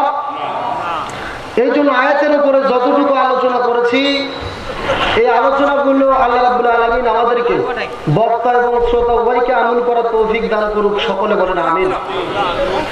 আল্লাহ রাব্বুল আলামিন আমাদেরকে সৃষ্টি করেছেন। আমাদের সৃষ্টির মধ্যে একটা শ্রেণী বিন্যাস আছে, আমাদের সৃষ্টির মধ্যে একটা ভাগ আছে। কেউ ধনী, কেউ গরিব, কেউ রিকশাওয়ালা, কেউ ঠেলাওয়ালা, কেউ দিন মজুদার, কেউ সামার, কেউ মুসি, কেউ কৃষক। এইরকম শ্রেণী বিন্যাস আছে না নাই? কথা বলেন, আছে না নাই? ধনী গরিবের ভাগ আছে। অনেক সময় গরিবেরা বলে, হুজুর এত আমলিয়াতের কথা বলেন, আমরা তো গরিব মানুষ, সারাদিন কিষান খেটে খাই, ইবাদত বন্দেগী করার সময় পাই না। আমি গত 2 বছর আগে সবে বরাতের রাতে রাত্রিবেলায় আমি নামাজ পড়ে কিছু বয়ান করা শুরু করলাম। এমন সময় আমার মসজিদের কিছু মুসল্লি বলতেছে, হুজুর আপনি আমুলিয়াতের আলোচনা বাদ দেন, দোয়া করে শেষ করে দেন, আমরা তবা রক্ষায় বাড়িতে যেতে চাই। আমি বললাম, আজকে মহা বরকতময় একটা রাত্রি, তোমরা কি ইবাদত বন্দেগী করবে না? আমাকে এই সময় এই গরিবরা বলতেছে, হুজুর আপনার বুদ্ধি শুনে কয়েক বছর ধরে আমরা ইবাদত বন্দেগী করছি, কিন্তু কোনো লাভ হয় নাই। আমি বললাম, কেন লাভ হয় নাই? বলছে, সারা রাত ধরে আল্লাহ ধনীকের হিসাব করে, ফজরের আজান দিলে ফেরেশতারা আল্লাহকে ডাকতে বলে, আল্লাহ গরিব কেরে কি? তখন আল্লাহ বলে, গরিবদের যা ছিল তাই। কত ইবাদত বন্দেগী করে দেখতেছি কোনো লাভ হয় না, দোয়া করে দেন, চলে যেতে চাই। আমি বললাম, এই যে সকালবেলা সন্ধ্যার দিকে যদি ছেড়ে দেই, বাড়িতে গেলে কি তোমাদের ঘুম হবে? আমাকে গরিবগুলো বলতেছে, হুজুর আল্লাহ আমাদেরকে কিছু দিক আর না দিক, ঘুমটা দিছে। জোরে বলেন, কি দিছে? বলছেন শোয়া মাত্রই ঘুম। গরিব মানুষ দেখবেন কিষান খেটে খায়, জমিতে যায় ধান কাটতেছে, ধান কাটতে কাটতে বিবি ভাত নিয়ে গেছে, পান্তা নিয়ে গেছে, সকালবেলা খাইয়া জমিতেই ঘুমায়। এইরকম লোক আছে না নাই? কিছু কিছু লোক দেখবেন রাস্তার উপরে, রাস্তার সাইডে ঘুমায়। কিছু কিছু লোক গাড়ি চালায়, গাড়ির ভিতরে ঘুমায়। কিছু কিছু লোক ভ্যান চালায়, ভ্যানের উপরে ঘুমায়। এরকম লোক সমাজে আছে না নাই? পাশে ছিল একটা এরকম বিশাল, মনে করেন গ্রামের সম্পদশালী ধনী মানুষ, একটা চাচা। আমি চাচারে জিজ্ঞেস করলাম, বাবা যে আপনার খবর কি? আমাকে বলতেছে, হুজুর 5 বছর হলে শুধু শুয়ে থাকি বিছানায়, কিন্তু ঘুম নাই। জোরে বলেন, কি নাই? বাড়িতে এসি লাগাইছে, ফ্যান লাগাইছে, তারপরও সোফা সেটে খাটের উপরে ঘুমাই, ঘুম নাই। অথচ গরিব মানুষ দেখেন, বাড়িতে টিনের চালার ঘর, ভালো দরজা নাই, জানালা নাই, ঘরের মধ্যে যায় শোয়া মাত্রই নাক ডেকে ঘুম পারে। এইরকম লোক সমাজে আছে না নাই? কথা বলেন, আছে না নাই? এই গরিব মানুষ শোয়া মাত্রই ঘুম পারে, তার কারণ তার চিন্তা হলো, আমার বাড়িতে কিছু নাই, চোর এসে কিছু পাবে না, নাক ডেকে ঘুম পারে। গরিবের চিন্তা, যদি চোর আমার ঘরে চুরি করতে আসেও কিচ্ছু পাবে না, আমার সঙ্গে ঘুমের জামাত ধরা ছাড়া কোনো বুদ্ধি নাই। আর বড় লোক 3-4টে তালা ঘরের দরজায় লাগিয়ে পিছন দিক থেকে আবার টান দিয়ে দিয়ে দেখে তালা লাগলো কিনা। এত তালা লাগাইয়া সোফার উপরে শুইছে, খাটের উপরে শুইছে, উপর তলা থেকে একটা বিড়াল লাফ দেন, সাউন্ড হচ্ছে, চাচা লাফ দেন, কে চোর চোর চোর। লাইট দিয়ে দেখে ঘরের মধ্যে কোনো চোর নাই, বিড়াল একটা ইঁদুর খাচ্ছে। আমার ভাইরা হাসার জন্য বলি নাই, গরিবদের টাকা পয়সা নাই, টেনশন নাই, কোটিপতি হাজার হাজার লক্ষ লক্ষ টাকা, তার চোখে ঘুম নাই। অথচ গরিবদেরকে আল্লাহ তাআলা ঘুম দিয়ে নাওমাকুম সুবাতা, জান্নাতের সবচেয়ে বড় নিয়ামত দান করছেন। সুবহানাল্লাহ বলেন। আবার সম্পদশালী বিশাল বড় কোটিপতি লোক এইরকম বিশাল একটা টেবিল নিয়ে দেখবেন খাইতে বসে, কমপক্ষে 10-12 পদের তরকারি, মাছ, গোস্ত, ডাল ইত্যাদি ইত্যাদি তরকারি এখানে ভরা, প্লেটে ভাত নিছে, কিন্তু বইসে বলতেছে, এই চাচাটা বলতেছে, এটা চলবে না, এটা চলবে না, এটা চলবে না। কেন চাচা চলবে না কেন? বলতেছে ডাক্তার নিষেধ করছে, ডায়াবেটিস, হার্টের ব্যারাম, প্রেশার, কখন কি হয় খাওয়ার কোনো বুদ্ধি নাই।